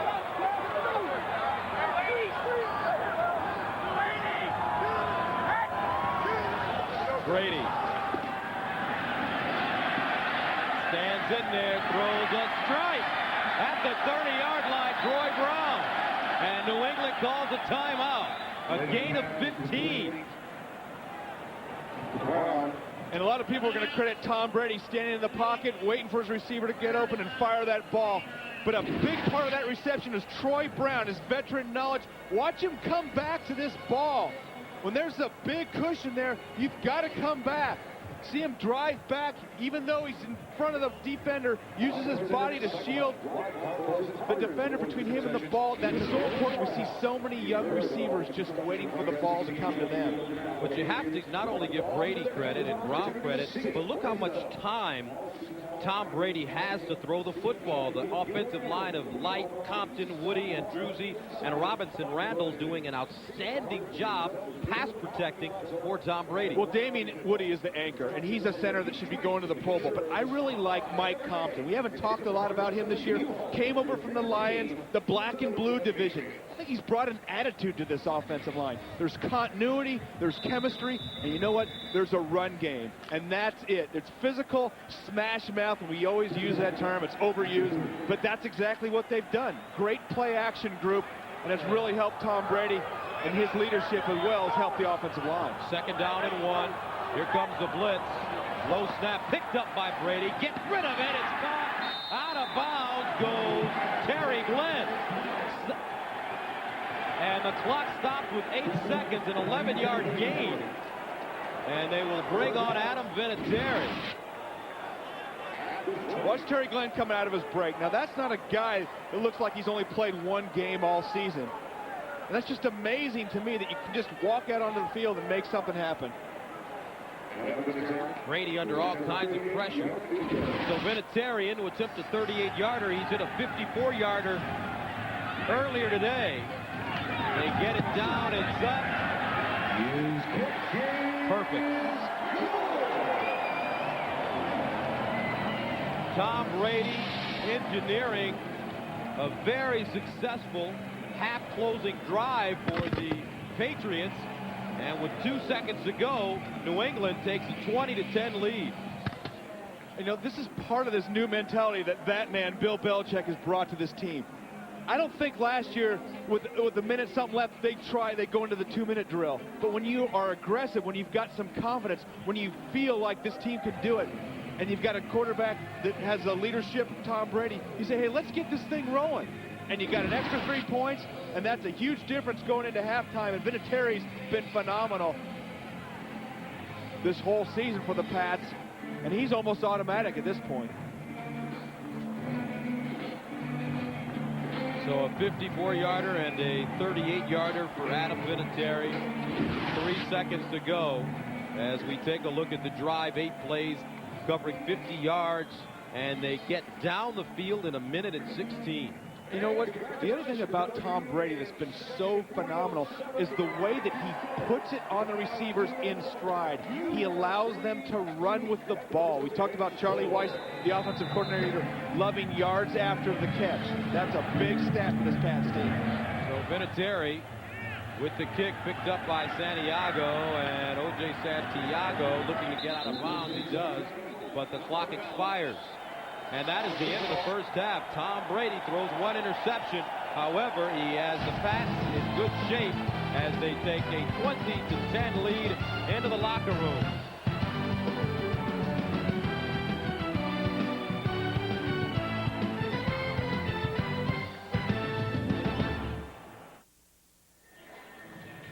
(20-10), New England leads Cleveland at halftime. Now, yesterday, my partner was honored.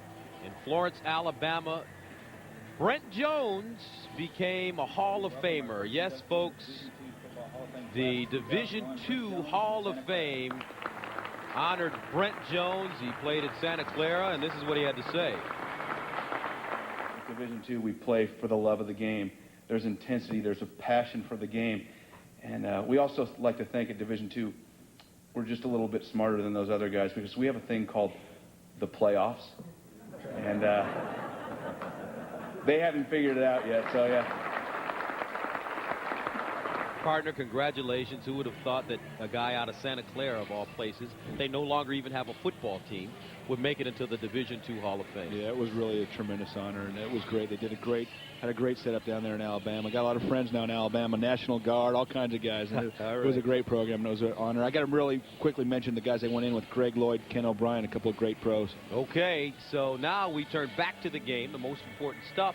And let's take a look at the statistics from the first half of play. Brent, take us through them. Well, I think the important thing has been the way that New England responded to the Tom Brady interception. Of course, things weren't going their way, and all of a sudden came back, answered with their own drive. And I think the stats, nothing really stands out. I think the rushing yards for both teams have been down, but really the score. And I think the Patriots have really shown that tough mental attitude that they've had this whole season. And I continue to be impressed, Gus, as many games that we've had with Tom Brady, his composure, and his tremendous accuracy, putting the ball where it needs to be. New England has the ball to start the second half of play. Here's Falk from the 16-yard line, and Falk is stood up at the 30 and taken down at the 33. So here comes Tom Brady back onto the field. What a great drive at the end of the first half of play. 1:16 seconds. He completes 5 passes and gets New England set up for a 38-yard Adam Vinatieri field goal. And all of those passes are right on the numbers. He's not laying out his guys. He's not putting it behind him so they have to stop. They're all in front of the receivers. They can actually do something with the ball, hits him in stride. And not only has his arm gotten stronger this last year, but boy, his accuracy is very impressive. First down and 10 on the play fake. Brady down the sideline. It is broken up. Corey Fuller looking for his second interception of the game, and he breaks it up. Patrick Bass, the intended receiver. Let's take a look at the quarterback comparison. And you see what really stands out, that second interception, Tim Couch, and we saw him complain about it. Terrell Buckley fighting off Kevin Johnson coming across there and thought it could have been pass interference, but that's really been the difference. Tim Couch has spread the ball around as well, but hasn't been able to get the ball downfield as much. Second down 10 at 32. Brady, quick strike, Falk with the catch, and nowhere to go. He is stopped at the 33. Dwayne Rudd with the tackle, read the play perfectly. And we showed you this one earlier today, and he is trying to go after his 5th straight game in which he's completed 70% or higher of his passes. And he would move into company with the greatest player of all time in NFL history, according to me, not you. According to you. Joe Montana. And I would say he's the 2nd greatest player behind Jim Brown. You know, you're just saying that because we're going into Cleveland. Brady pumping, gets it off, it is picked off. Earl Little, and Little still running, and he is down at the 37. 2nd interception of the day for Brady, and all of a sudden Cleveland in great shape deep in New England territory. Now that's something that we haven't seen all year from Tom Brady, trying to make that throw falling down. That's a mental mistake. Tom knows better than that, and you're going to watch him step up in the pocket, and when you're getting pressure and you're going down, you don't want to just let that ball go. Greg Spires, former Patriot, getting the pressure, and Tom Brady just doesn't want to throw that ball. Little right to him, no receiver around, and watch the pressure by Spires. And Tom Brady throwing the ball, both of his feet actually, off the ground, going down. He hasn't really made that play all year. First down 10 at the 37. Couch underneath, Jackson with the catch out of the backfield, and he gets popped. Stuck at the 31, Roman fight with Bobby Hamilton. Jackson getting up. Sometimes when you get in those sandwich shots, the defensive guys hurt themselves more than they hurt you, and I think that might have been the case there with Jackson. But this is what the Browns have done all year. They've kept themselves in the game into the second half. They've relied on their defense. They've had 25 interceptions coming into the game, 2 more today, and then they've capitalized on it. Second down 4 at the 31. Patriots showing blitz. Jackson taken down at the 29. Lawyer Malloy in on the play. So the Browns 3rd in the NFL in taking the ball away, the turnover ratio, the all-important category in the National Football League. The Jets plus 20. Tampa at plus 14. And that's what really Cleveland has upgraded their team this year. Butch Davis on the defensive side of the ball, really making something happen. Very opportunistic. Third down 2 at the 29. Jamel White in motion out of the backfield. Lines up. And the slot underneath. It's caught. Kevin Johnson with the first down at the 25, make it the 26. Mike Vrabel with the tackle. And it goes back once again to having that 3rd and short. Get 6-7 yards on first down, a couple on second down, and that's almost indefensible on 3rd and short, especially if you're going to play that soft zone coverage. Kevin Johnson's going to find a hole, and Tim Couch is going to find Kevin Johnson. Johnson 5 catches, 49 yards. First down at the New England 25.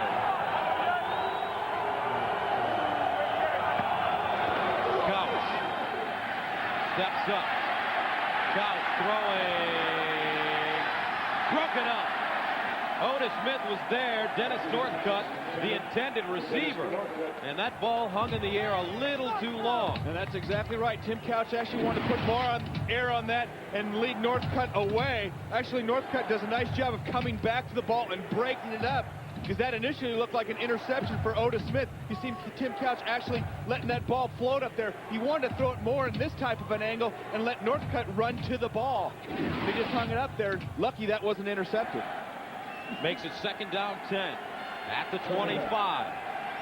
2 receivers split to the top of your screen. Northcutt is in the slot. Here's Couch. underneath. White with the catch, cradles it at the 20-yard line. Right in front of Roman Pfeiffer. So that'll bring up 3rd down 5 at the 20. They'll need to go to the 15 for a 1st down. Well, you know who you look for, 3rd and 5, Kevin Johnson. Now the Patriots, if I know it, they've got to know it. And what you really want to do against Kevin Johnson, get a jam on him off the line, upset his timing right now on 3rd down, and have a safety over the top. A lot of teams give him some cushion, and when he has room to operate, he's going to find the hole, he's going to get a 1st down. And here's Kevin at the bottom of your screen, lines up. Ty Law checking him. Couch looking, in trouble, dumps it, out of bounds.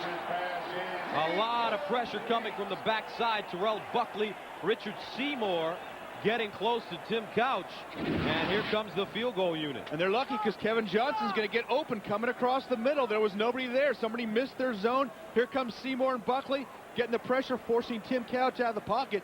Because if he had time to set his feet and look back across the field, Kevin Johnson once again was wide open. So Phil Dawson already good today for 27 into attempt a 39-yarder. Chris Gardocki, the holder, gets it down. It's up and good. Barely. 10:45 to go. 3rd quarter of play. Butch Davis continues to keep his team motivated. This telecast is copyrighted by the NFL for the private use of our audience. Any other use of this telecast or of any pictures, descriptions, or accounts of the game without the NFL's consent is prohibited. Foxborough Stadium, where the New England Patriots call home and they lead the Cleveland Browns. I'm Gus Johnson along with Brent Jones. Our score 20-13. Patriots on top of the Browns, but they get a field goal. Cleveland does, and now they send it away. And this will be Falk camping under it at the 13. Here's Falk running and spins down at the 31. So here comes Tom Brady once again for the Patriots. 20-13 the score.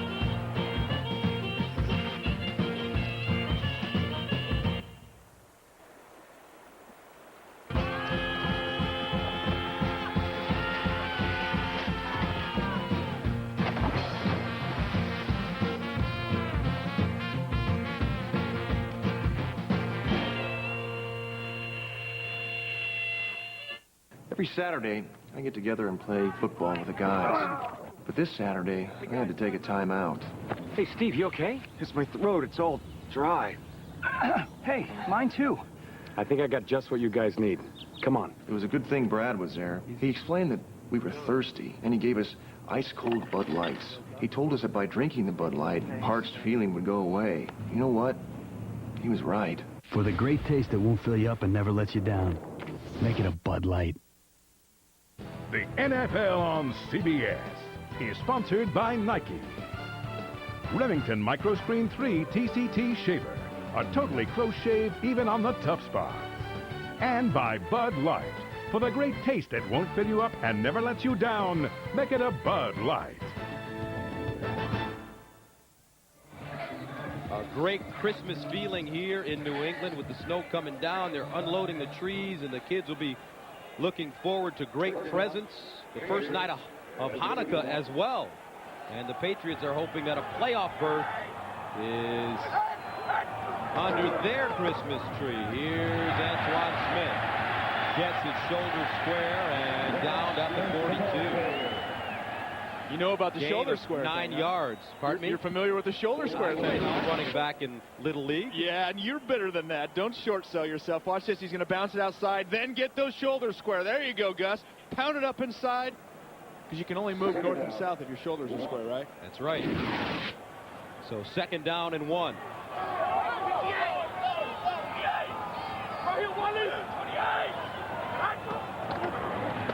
Here's the option. Brady goes down.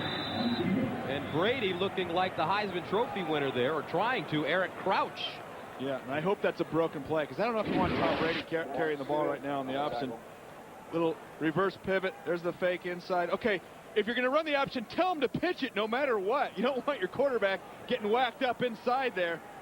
Took a couple of shots last week. Actually ran the little fake sweep for the big first down in the Jets game that iced the game. 3rd down and 1.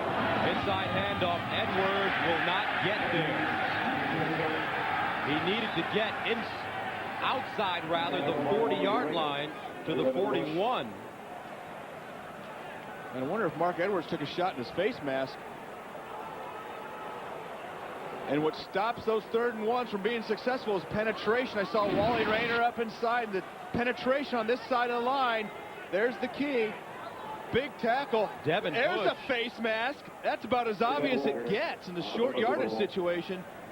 Devin Bush getting away with a big one. Walter sends it away. Beautiful spiraling kick. Northcutt catches it at the 12. And Northcutt taken down at the 17. Patrick Bass with the special teams tackle. A flag on the play. And holding the call against the Browns.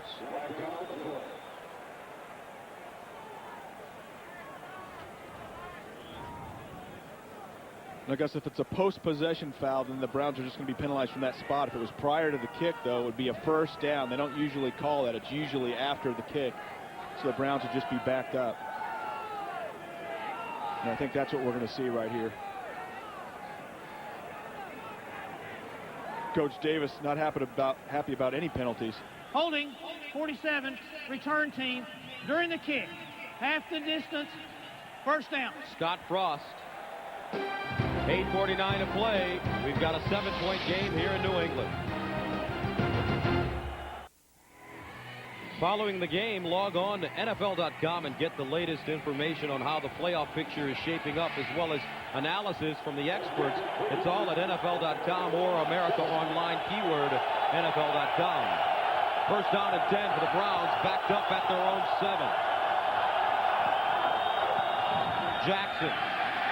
No running room up the middle. Brandon Mitchell there to catch him.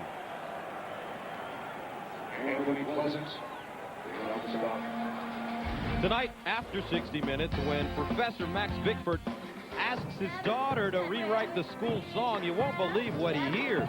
Academy Award winner Richard Dreyfuss stars in an all-new education of Max Bickford tonight after 60 Minutes. 2nd down, 10. At the 7-yard line, 26 passes today for the Browns. And New England wants a timeout. The defense was not set for the Patriots. Timeout on the field.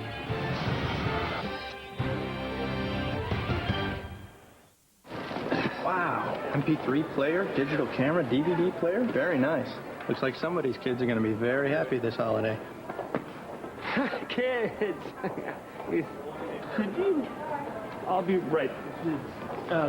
We know how you feel, and that's why Circuit City has great gift ideas this holiday season. Circuit City, we're with you. Hey, my wife loves these things. All wives love things. Could you... The holiday season in New York is probably the nicest time of the year. Robots are hot this year. Dolls are hot. There's 27,000 lights that will go on this tree. We have carrot cake, truffle, Isabella, soccer tart, Bosco tart, raspberry tart, Twink, Stubby, Cupid, New House. It's the most glamorous city in the world.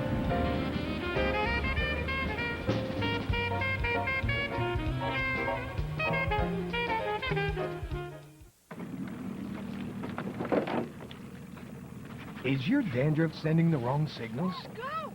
No. Get Selsun Power. Doctors recommend Selsun Blue. Man, that is awesome. Get Selsun Power. We're here to see how the new Dremel Advantage rotary saw outcuts its competition. With its variable speed and powerful motor, it'll blast through materials like wood and tile. Get smoothly handled plexiglass, laminate, even drywall. the new Dremel Advantage. The NFL on CBS is sponsored by Burger King, home of the Whopper. And by A Diamond is Forever. Show her how much you love her this Christmas.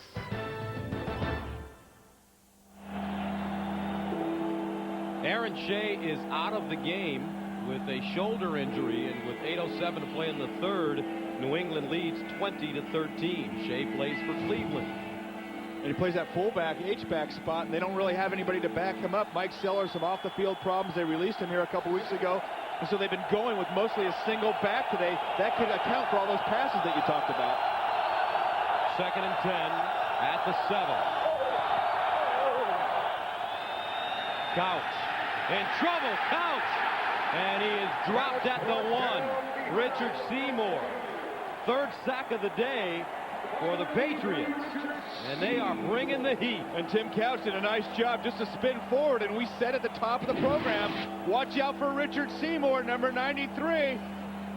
Right over center, Dave Wollaball. Look at that pressure, and he continues to move the pile back, even getting double teamed, and just missed the safety. Seymour, 6'6", 305, been all over the backfield today of this Cleveland Browns offense. Also made a big play on that punt return. 3rd down, 16 at their own 1. They need to go to the 17 for a 1st down. Couch out of the back of his own end zone, rolling out of the pocket, starts to run and gets out of bounds. Chopped down by Bruschi at the 10. When you saw Teddy Bruschi take his shot, Tim Couch just a little slow getting out of bounds. The fans here yelling, "Brew!" And Bruschi, tough, hard-nosed linebacker, going ahead and diving and saying, if you're not going to step out of bounds, Tim, I'll help you out. That's a legal, good hit. Gardocki, his 3rd punt of the game, 5 yards deep in his own end zone. Troy Brown, Kevin Falk back. Brown has already returned 185 yards. Kevin Falk will get a chance, and he gets inside Cleveland territory, stopped at the 47. Flag on the play. Lanoy Jones with the special teams tackle. And it will go against New England.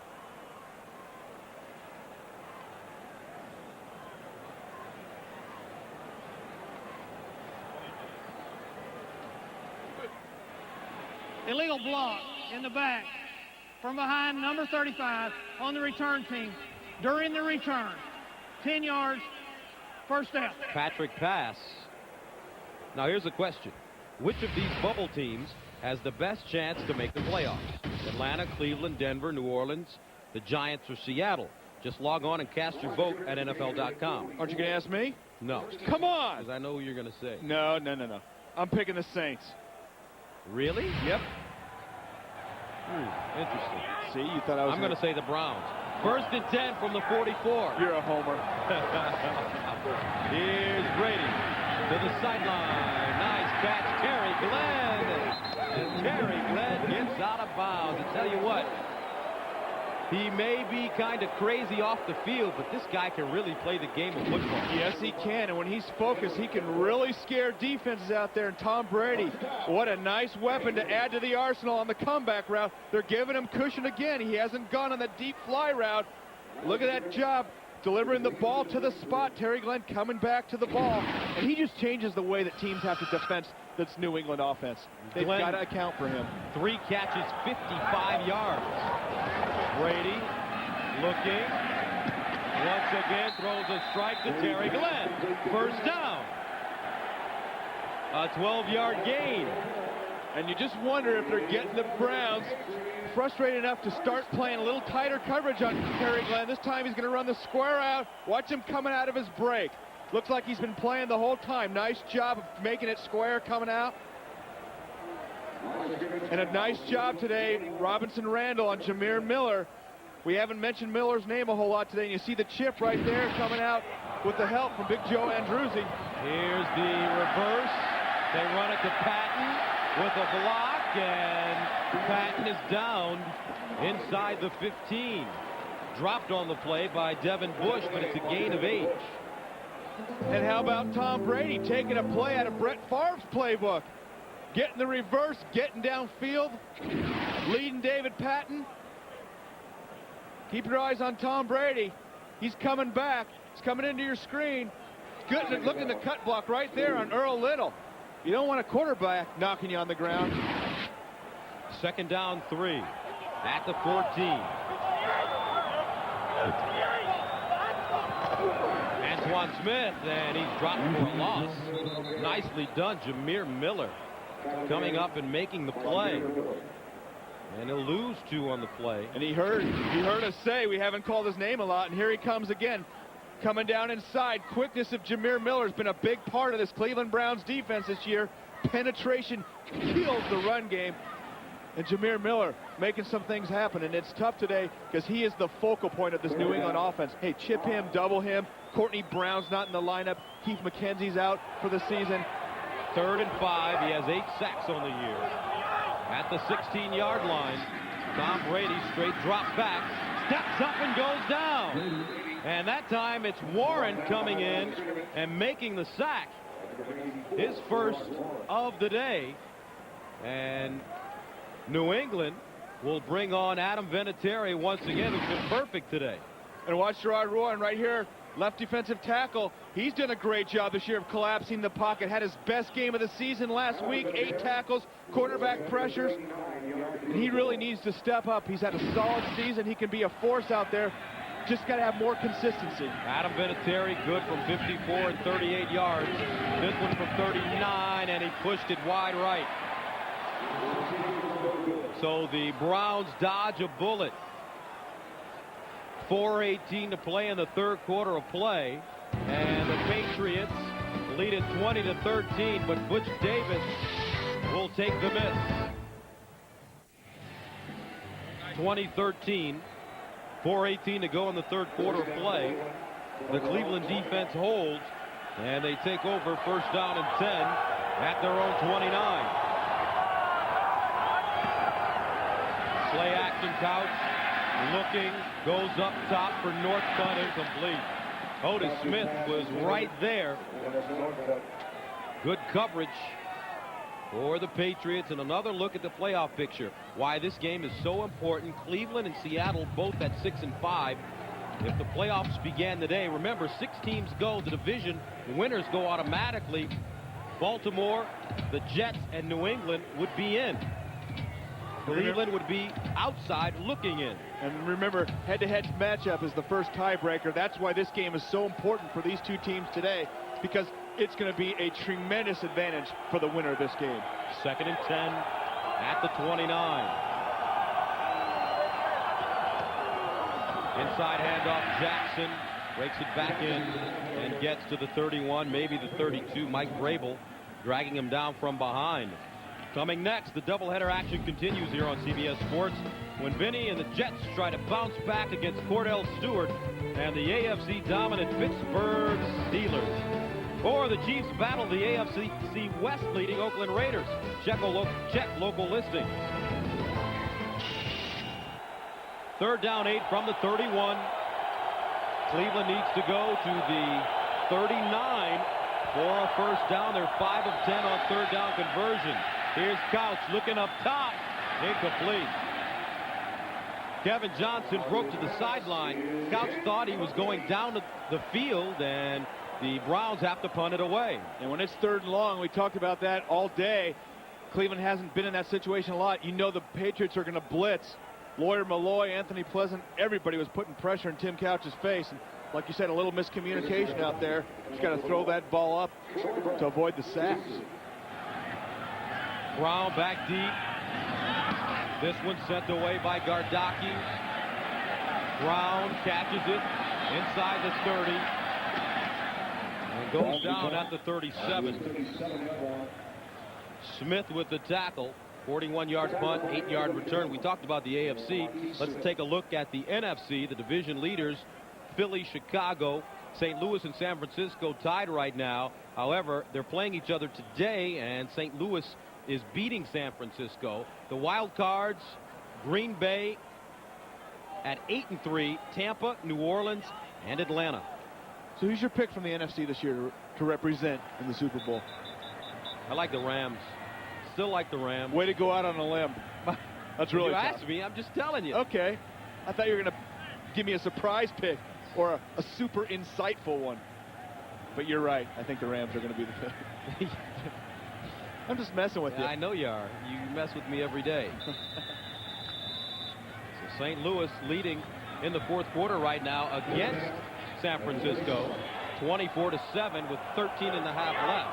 First and 10 at the 37. Inside handoff. Edwards dragged down from behind, and Edwards is taken down by Mark Smith. And those Cleveland uniforms, very good-looking uniforms, and that's the guy that takes care of them. He's the equipment manager, Bobby Monica. The best equipment manager in the National Football League. And they know they've got a great one there in Cleveland. Keeps these guys looking good all the time. From Madison, New Jersey. His father was a Hall of Fame football coach in New Jersey. Here's Brady underneath, and it's caught. Brown at the 45. A 17-yard pickup.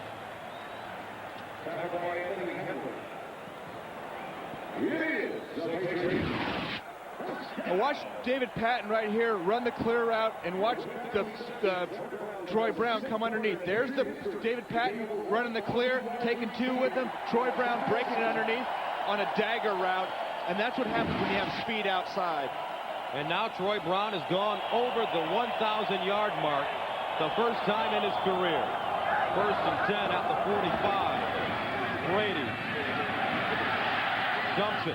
Incomplete. He was under pressure. Going back to Troy Brown, this little receiver, a 6th-round pick out of Marshall. Make that an 8th-round pick in 1993 out of Marshall. He was lucky to make the team, and he's found a home and has become a star here in New England.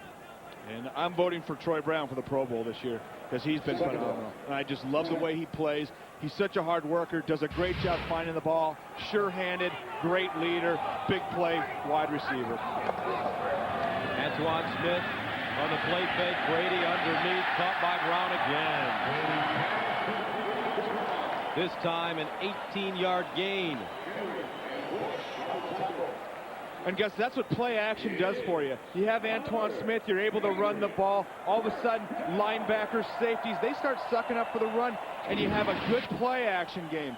Watch these linebackers bite on the play action. Here comes Wally Rayner. Run, run, run. That opens up the zone deep behind the linebackers where they should be dropping on a pass. That is so important, and that's what Antoine Smith has brought to this team. Tom Brady, nice job this year on his ball handling and faking skills. First down at the Cleveland 27.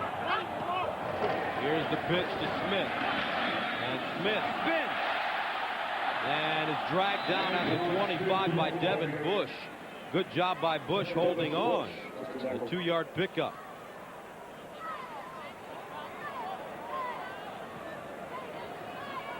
Now don't miss an amazing Thursday on CBS, beginning with an all-new Survivor.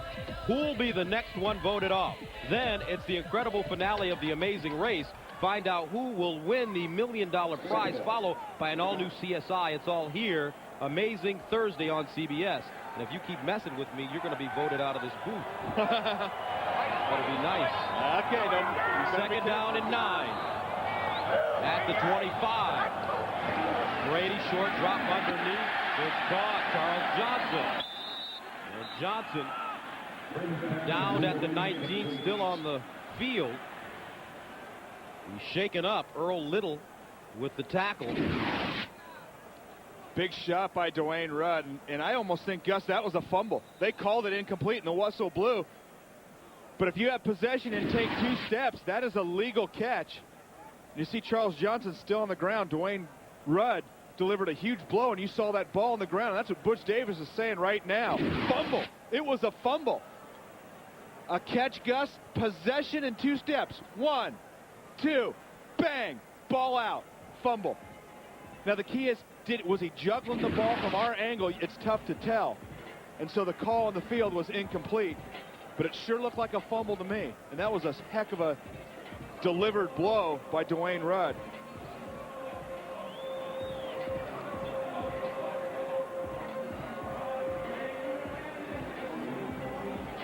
Charles Johnson in his 8th season out of Colorado, released by the Eagles, and he signed with the Pats, former first-round pick in '94 by Pittsburgh.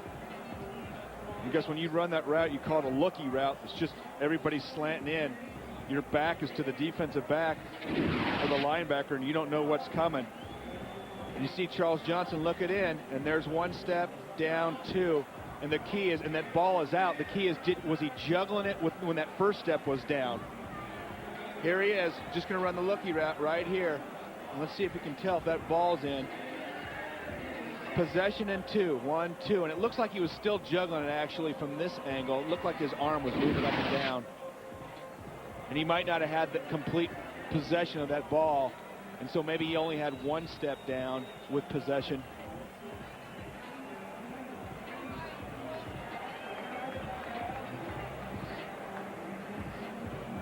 And Gus, I don't even know if that's challengeable, because once the whistle blows on an incomplete pass.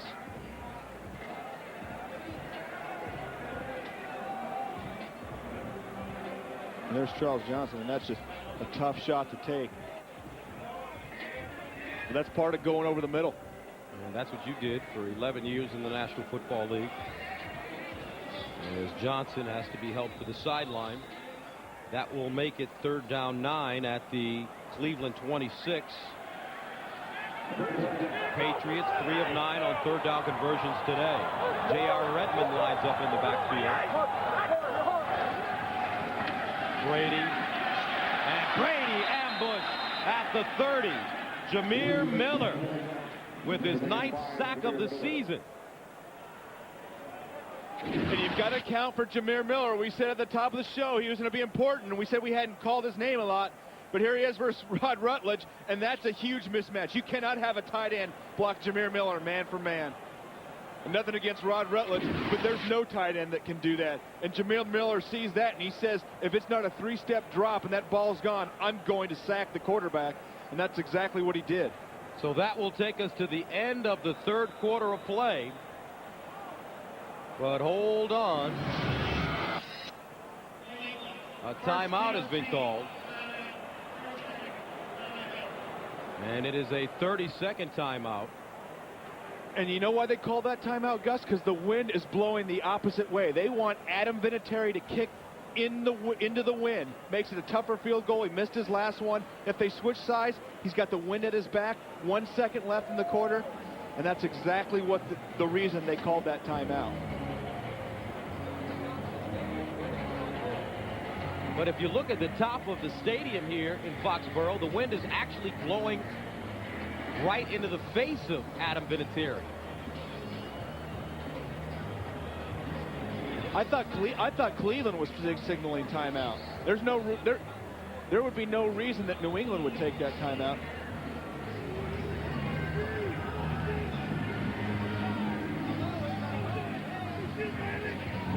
And there are your flags, and they are blowing right at Adam Vinatieri. Cleveland calling the timeout. So 48-yarder coming up, good for 54 and 38. He missed a 39-yarder. This one from 48 yards. High snap, they get it down. It's up and no good. The strategy pays off for Butch Davis and the Browns. They force him to kick into the wind. And at the end of the 3rd quarter, our score is 20-13. And Cleveland will get the football back. We'll return to Foxborough Stadium right after this word from your local station. Adam Vinatieri has missed 2 and made 2. And our score as we head into the 4th quarter, 20-13. Cleveland taking over with the ball at their own 38. Down by 7.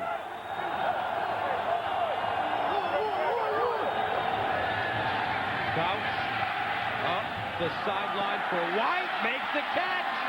And White goes down at the 27. It's a gain of 37. Matt Stevens with the tackle. And that was all about Jamel White making an adjustment while that ball was in the air. Getting one-on-one coverage outside with Matt Stevens. And that's what Tim Couch said, I'll take my running back versus safety anytime. You see White come back, stop and come back for that ball. And Stevens kept going. Big play down the field for the Browns. Wow. The missed field goal and the big reception. Now they have it at the New England 26. Couch rolling, throws on the run, out of bounds. Intended for Quincy Morgan. That one sailed on him a bit. And you know why it sailed? It's tough when you roll out your opposite way. With him rolling to his left, a right-handed quarterback, you can't set your feet and throw, and that affects your accuracy.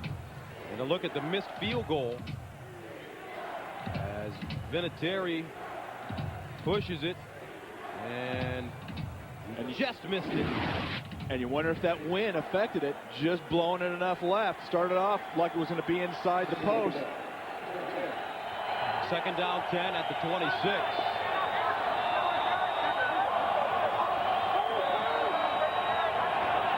Couch, short drop underneath, caught! And down inside the 5 is Kevin Johnson. Johnson with an unbelievable catch. And he was able to keep his balance long enough to get inside the New England 5, a 22-yard pickup. And you know they're going to go to Kevin Johnson. They're giving him too big of a cushion. I can't believe they're giving him room to operate. You see him running the slant right there. Just letting him off the ball. You got to jam and double him. He's the main guy you've got to stop when you're playing the Cleveland Browns. 7 catches, 75 yards, first and goal at the New England 4. Jackson straight ahead. Jackson maybe a yard. Bobby Hamilton with the tackle. And it is amazing how this Browns team has played this season. This is picture-perfect Cleveland Browns game. Get a couple interceptions, have your defense bend but not break, force teams to kick field goals. Adam Vinatieri misses a couple field goals, and you're into the fourth quarter on the road, and you're 7 points down. And your big wide receiver, Kevin Johnson, coming up with big plays. Second down goal at the 4. 3-receiver package. Jackson the lone setback. Here's Couch. Looking underneath, incomplete. Couch lucky to get that ball off. He was under all kinds of pressure. Bruschi was there. Also Roman Pfeiffer. I think they blitzed all their linebackers. Bruschi, Pfeiffer, and Vrabel. They're all coming on the blitz. And Tim Couch had to get that ball away right now, or it was going to be a big sack. A lot of pressure inside. And the Patriots are going to do that again. The best response, get the ball on the flat route to your running back. Third down goal from the 4. James Jackson is the running back lined up to Couch's left. Santiago goes in motion. Couch rolling, throwing on the run, incomplete. Dennis Northcutt had it, but bobbled it out of bounds. And that's a classic situation of running without the ball. Northcutt knew he needed to get into the end zone, and so he turned his head away from looking the ball in, trying to get those yards. I don't think he was going to get it anyway, but you're going to see him start to get the ball up, and he's eyes going upfield. Takes the shot anyway. But they would have had it down to the 2 or 3 yard line. Now it's not even a question. You got to go for the field goal. So Phil Dawson in to attempt a 22-yarder. It's up and good. Dawson 3 for 3 on the afternoon. 12:39 to play. 2016 Patriots.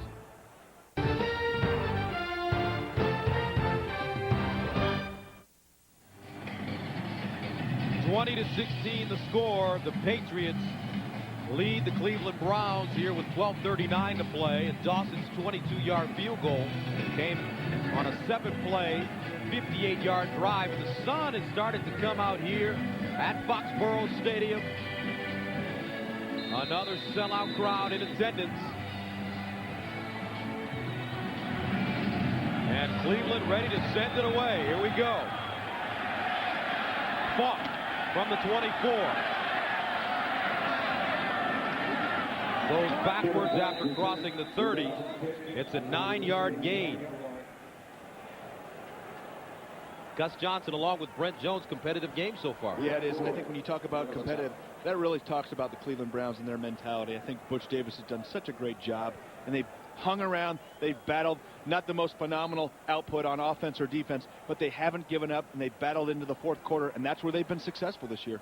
What do you expect to see here in this fourth quarter of play? I expect the Patriots to go back to Tom Brady, let him answer the call. Terry Glenn maybe making another appearance in a deep route, maybe a double move scenario. And, hey, you got Troy Brown. Keep getting him the ball. He's been successful all day. 1st and 10 at the 33. David Patton in motion to the sideline. Patton with the catch, crawls forward, gets to the 44. David Patton going against his former team, and I think that Kevin Johnson would have hoped that David Patton would have stuck around in Cleveland and have some speed to take the pressure off of him. And it's been kind of a carousel, the second wide receiver for the Cleveland Browns since Patton's left. But Patton has been a great deep threat this year for the Patriots. Don't forget, game 2 of our doubleheader next. Most of you will see the Jets in Pittsburgh, others Kansas City and Oakland. 1st and 10 at the 44. Here's the pitch to Antoine Smith with the hole. Smith tries to turn the corner. The stiff arm works, and he gets to the 49. Jameer Miller in on the play. Makes it 2nd down and 4 as we take a look around the National Football League. Week number 13. Philly leading San Diego at home. Jacksonville and Cincinnati. Jaguars losing a tough Monday night game to Green Bay. Minnesota winning at home big over Tennessee. 2nd down 4 at the 49. Draw play. Here's Smith, and he goes nowhere. Earl Little there, and Antoine Smith will lose a yard on the play. And that was a big 2nd down play. You don't say 2nd down plays are really instrumental in the course of a game, but now we're at 3rd and 5, and this will be a crucial conversion possibility for this New England team. Going to Troy Brown in these situations. Makes it 3rd down 6 from the 48. They need to go to the Cleveland 46 for a 1st down. Here's Brady on the deep drop. Sets up. Looking. Brady's got to get rid of it. He doesn't. And he's taken down. Jameer Miller should be credited with a sack. And New England forced to punt it away. 2nd sack of the day for Miller. And Jameer Miller has showed up huge in this 2nd half. And watch Tom Brady pull the trigger and then hang on to the ball. Brings it back in, and there's Jameer Miller pushing, getting an arm on him. Brady falling forward. And it looks like a little confusion on the routes right there. They almost ran into each other, but Terry Glenn was wide open. I think that's where Brady was looking initially and then pulled it back. Ken Walter from the 33. Wobbly kick. Fair caught at the 12. A 39-yard punt. 9:43 to play in the 4th quarter. Cleveland has it down by 4. The NFL on CBS is sponsored by Honda. This holiday, it's gifts that go time on motorcycles and ATVs at your Honda dealer. IBM, taking e-business and your business to the next level. And by Staples. Staples has everything you need for your business at great low prices. Welcome back. 20-16 the score. 9:43 to go in the 4th. Jameer Miller coming up with a big 2nd half. 2 sacks. Has 10 on the season. Cleveland now at their own 14. 1st down and 10. Play action count. Underneath. Caught by White out of the backfield. Jamel White gets to the 31. A gain of 17. Shaw with the tackle. Little play action here. Watch Jamel White hitting the seam. Tim Couch putting it right on the money, letting Jamel White run with the ball. Getting 5 extra yards after the catch.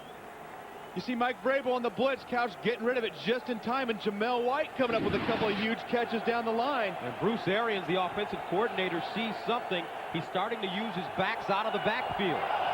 As receivers, 1st and 10 at the 31. Couch over the middle this time. It is picked off. Bobbles, number 98, Pleasant, and he loses it. At the 35, a flag on the field. And I think the flag is going to be Brown's holding. And so the interception's going to stand. How about Anthony Pleasant downfield? Offense. Penalties decline. First down. Quincy Morgan had it and dropped it right into the hands of Pleasant. And that's been the problem. Quincy Morgan's had trouble hanging on to the ball late. You look at Anthony Pleasant hustling downfield to make the tackle. He makes the interception, but he's carrying the ball like a loaf of bread. And that's one of the problems. And watch Roman Pfeiffer. Here's a guy that's been on a tear these last few weeks, getting held and pressure, crawling to Tim Couch. And Morgan's got to hang on to that ball. But Anthony Pleasant hustling downfield, getting the big interception. First down 10 at the 35.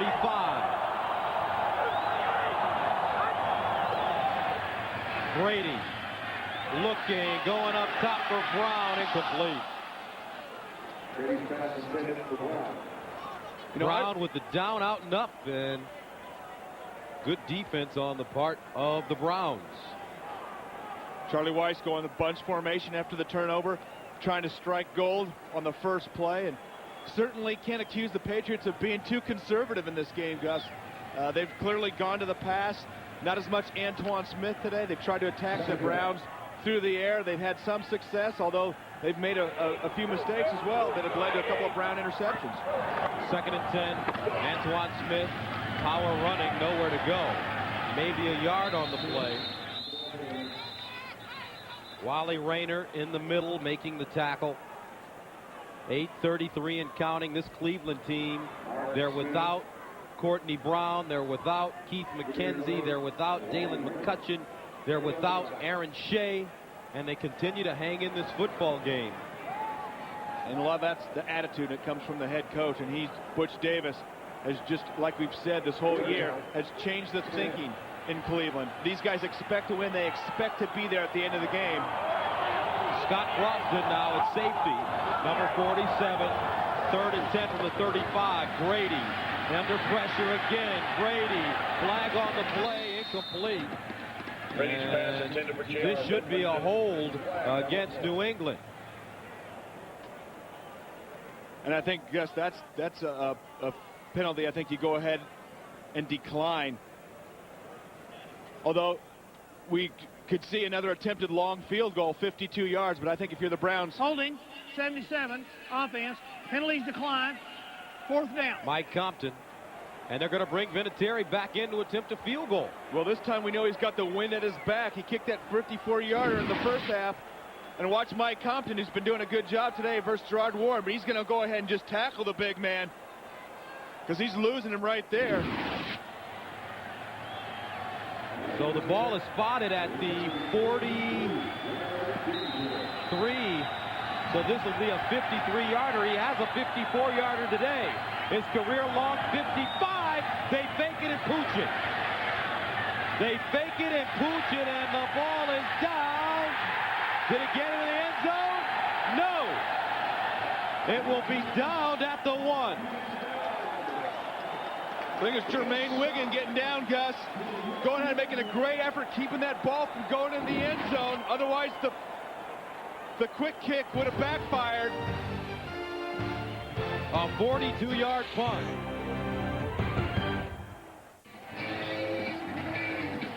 So we have a situation here, 20-16 the score. New England leads Cleveland. 7:45 to go in the 4th quarter. The ball was down at the 1-foot line, and the Browns have elected to challenge this play.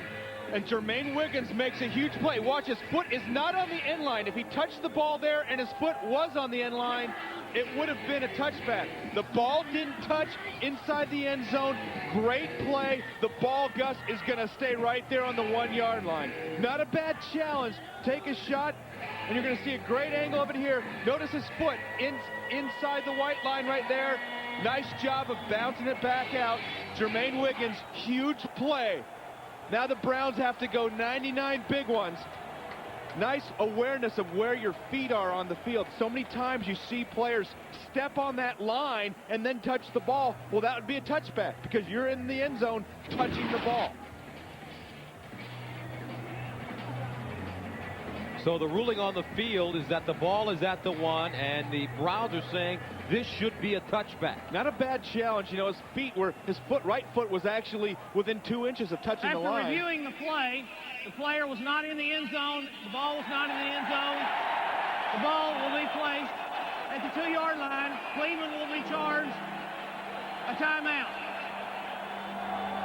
So Cleveland with only 1 timeout remaining. Yeah, now we said it was a good challenge, but in terms of times out, when you lose a timeout right there, that is crucial. Now, it would have been nice to have the ball in the 20, and what they were thinking was maybe his foot stepped on that line when he was touching the ball. But Jermaine Wiggins, nice job of balancing that tightrope, knowing where his feet are, and bouncing that ball back. Big special teams play for this New England Patriots team. So the Browns have it. First down. And Gus, watch out for Richard Seymour and Roman Pfeiffer in this situation. They've been able to get a lot of penetration all day. Right now, they're thinking penetration may be an opportunity for a safety. I know the ball's on about the 1.5-yard line. And the fans in the end zone are really giving the Browns a hard time as they huddle up. Everybody in the stadium on their feet. First down is 10. Ball on the 2. Monroe in motion.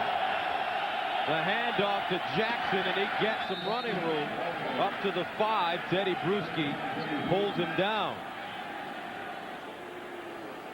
So this is the New England version of the dog pound. And that'll make it 2nd down and 7 at the 5. And it's so important to get 2 or 3 yards down there and get out of that end zone. It's just tough as a running back lining up back there, just saying, hey, if there's penetration, we could have a safety. Just gives you so much more breathing room, helps you mentally on the next play. 2nd down, 7. Couch, throwing to the sideline, nice catch. And this is Dawson with the grab. And Dawson will be a couple of yards short. He gains 3.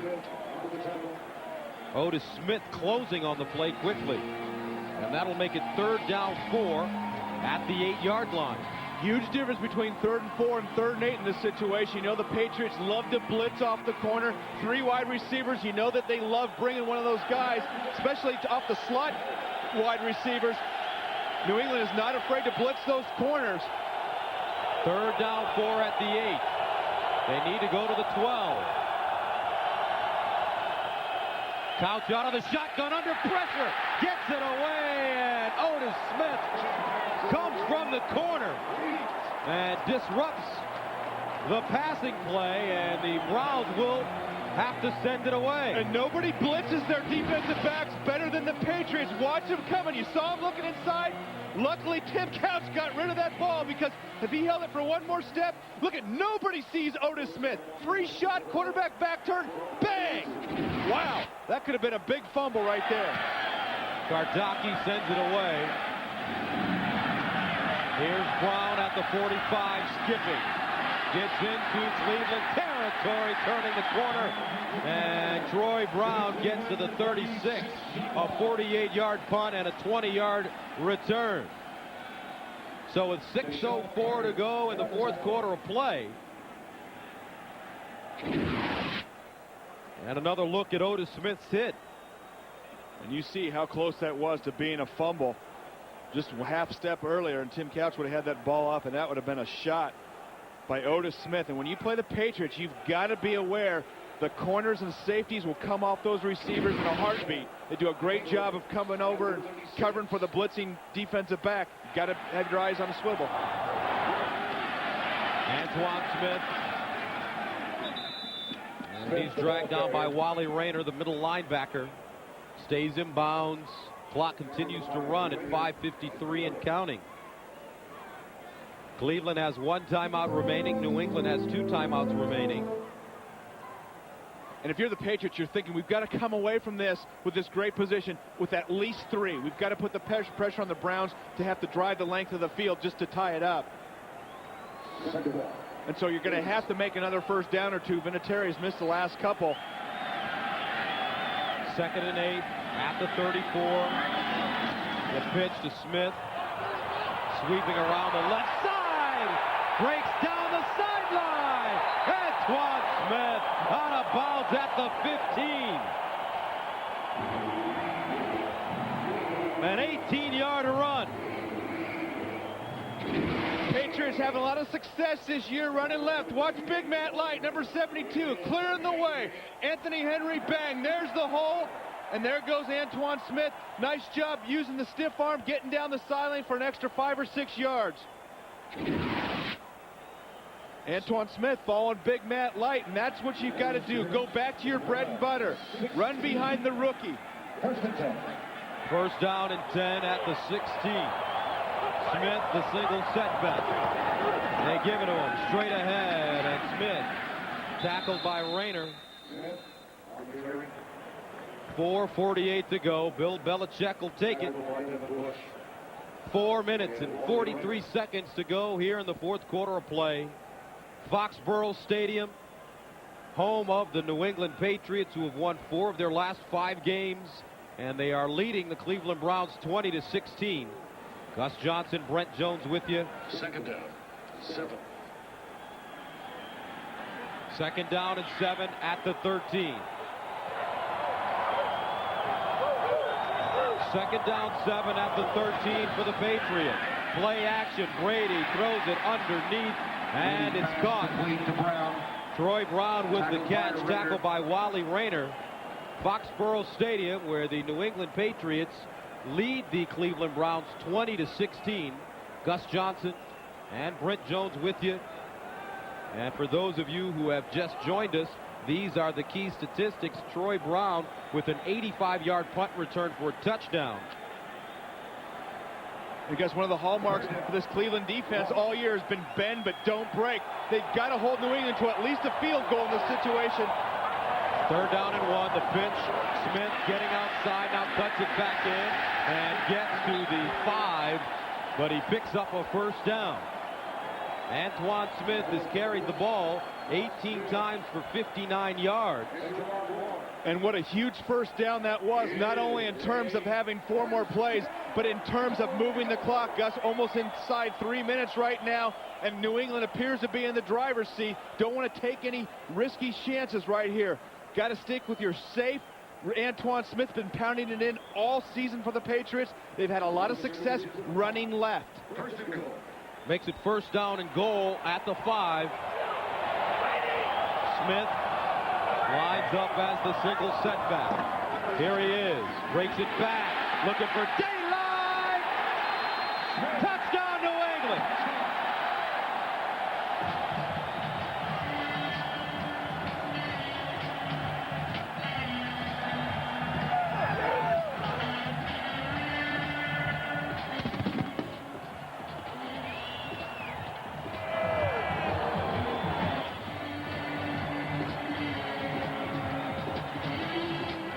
Antoine Smith. And we've talked about the success running left. They're initially starting left. He sees the hole. The Browns are overcommitting. He bounces it back right. Now watch his legs keep moving. Watch him break that plane. And I don't know if his knee wasn't down, Gus, before that ball crossed the goal line. Too late now for a challenge. The extra point is up and good. 2 rushing touchdowns on the day for Antoine Smith. 2:43 to play in the fourth quarter, and Bill Belichick's Patriots lead 27-16.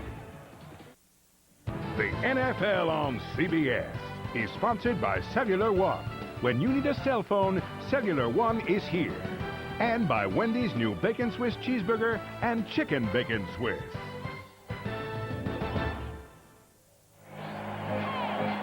A lot to cheer about here in New England. The Patriots have a 27-16 lead. Antoine Smith with his 2nd rushing touchdown of the day. But after you see what we've seen, if you're a Cleveland fan, you may get a little upset. Gay running the ball. breaks it outside. Ben-Gay stood up and taken down at the 25. Patrick Pass with the tackle. Let's go back to the touchdown. This is what I'm talking about. Antoine Smith, and look at his knee. That left knee, I think, is going to hit the ground right there. And there's the ball right here. Here's the plane right here. That's almost a yard away. And that is not a touchdown. And then you see him lean forward, gets the call. Now, Gus, if we were inside 2 minutes, that would have been automatically challenged by the replay system.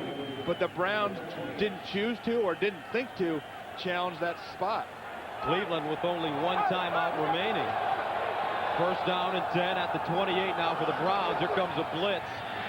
Tim Couch under pressure, gets it away. And it's incomplete, intended for O.J. Santiago.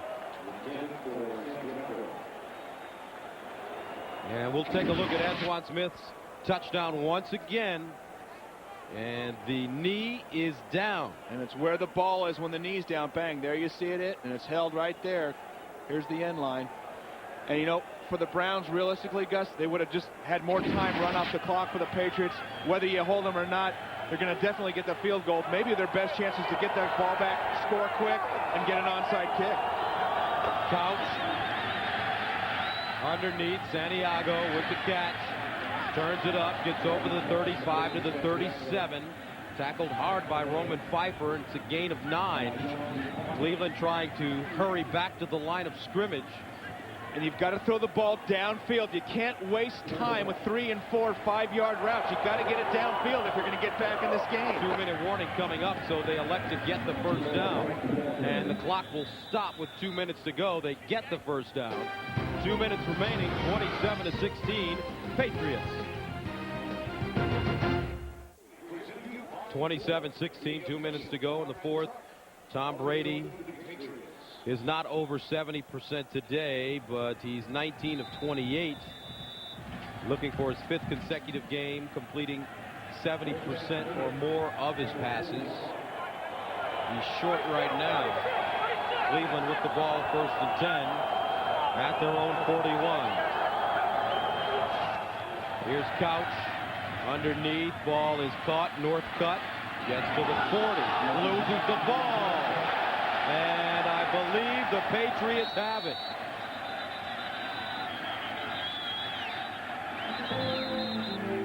And Northcutt is still down. And there is no call yet. And I think it was a fumble for sure. And the Patriots have it.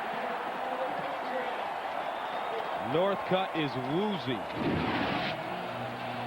Watch Dennis Northcutt, got 2 hands on the ball, still takes a big shot, and there's the ball on the ground to Bucky Jones and Lawyer Malloy, giving him a safety sandwich.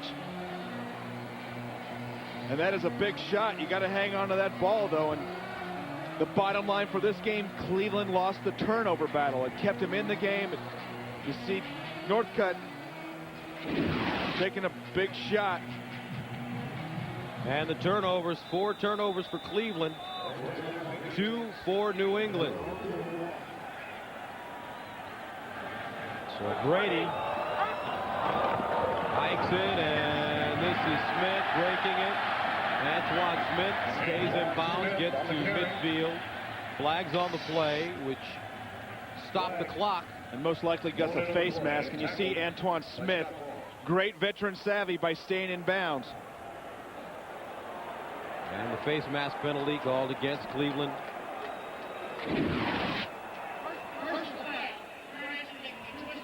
Corey Fuller. Wow.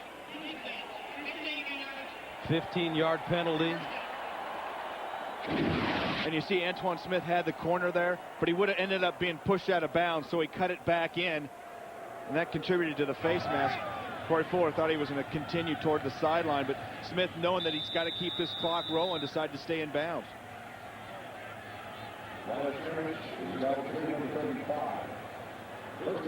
So that'll make it first down at the Cleveland 35. The Patriots break toward the line of scrimmage, and they will take a knee.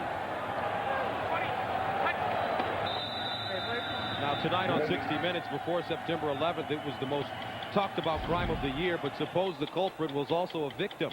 Confused? Suppose you watch 60 Minutes tonight. Then an all-new The Education of Max Bickford, followed by the story of a beautiful stranger who mysteriously arrives in a small town. Hallmark Hall of Fame presents The Seventh Stream tonight on CBS. The executive producers of the National Football League on CBS are Sean McManus and Terry Ewer. Today's game produced by Bob Monsbach, directed by Steve Milton. The associate director is Sean Robbins, and the broadcast associate, the Duke, Joel Dukart. Our statistician today, Russ DeLynn. Our spotter, Ben Calhoun. Don't forget, coming up next, the second game of our doubleheader. It's the New York Jets at Pittsburgh or the Kansas City Chiefs at the Oakland Raiders. And the New England Patriots will improve to 8-5 on the season with a win over Cleveland today. So let's update the AFC playoff picture as we see it. Miami, Pittsburgh, Oakland lead their divisions.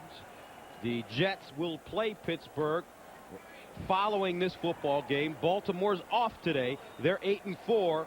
So New England gets even better with the win today over Cleveland. And the Browns fall back. Seattle, they will play tonight against Denver. And New England's going to get one more crack at Miami in a couple weeks here in Foxborough. They've got a couple of games against teams that they should beat, Carolina and Buffalo. New England's going to decide if they're in the playoffs this year or not. They definitely can control their own destiny. And let's take a look. The Pats still have a bye remaining on their schedule on the 28th, so they play at Buffalo, one of the worst teams in the National Football League, then home to Miami. And their final game, they will take on George Seifert in what may be his final game at Carolina. Taking a shot at my former coach. No, I'm just telling the truth. Yes. Yes, you are. So it's fourth down, and the Patriots want to use all of the clock as the play clock winds down. 9 seconds remaining. You think we can get that guy to smile, Bill Belichick? Well, he smiled last week after beating the Jets, so look at what the Patriots have done. They beat Cleveland, they've beaten the Jets, they've beaten New Orleans, lost to St. Louis, but prior to that, they defeated Buffalo and Atlanta, and they are rolling in the most important part of the season. This young man, Tom Brady, has played excellent football, and I tell you what, New England still with an opportunity to win the division. They split with the Jets. Jets play Pittsburgh today. That's a tough game. Miami comes to town later. And Gus, I actually think Miami's in trouble. Lost two key players, Mark Dixon, one of their best offensive linemen, Darrell Gardner, one of their best defensive linemen. They better be ready, because this Patriots team a lot different. Be a darn different team, especially from December in Foxborough. Here's the pitch to Antoine Smith, and Smith crawls forward to the 35, and Cleveland will take over with 3 seconds to go. The schedule for the Browns, although they lose today, Cleveland still with a very, very positive season. They take on Jacksonville next week at home, followed by trips to Green Bay, Tennessee, and the final game of the season is at Pittsburgh. Right now, this Browns team, young, not very talented, but I tell you what, this man has been working miracles for this Cleveland Browns franchise. Keeps them positive. They play hard from start to finish, and you can feel that they are going to be a lot better in the near future. So Couch with one play remaining, and he tosses it up top. Kevin Johnson with the grab, and Johnson is dropped at the 45, and that's it. The final score from Foxborough Stadium, the New England Patriots defeat the Cleveland Browns 27-16. For Brent Jones, this is Gus Johnson saying so long. Coming up next, Game 2 of our doubleheader. You'll see the Jets versus the Steelers or the Chiefs versus the Raiders. You've been watching the National Football League on CBS.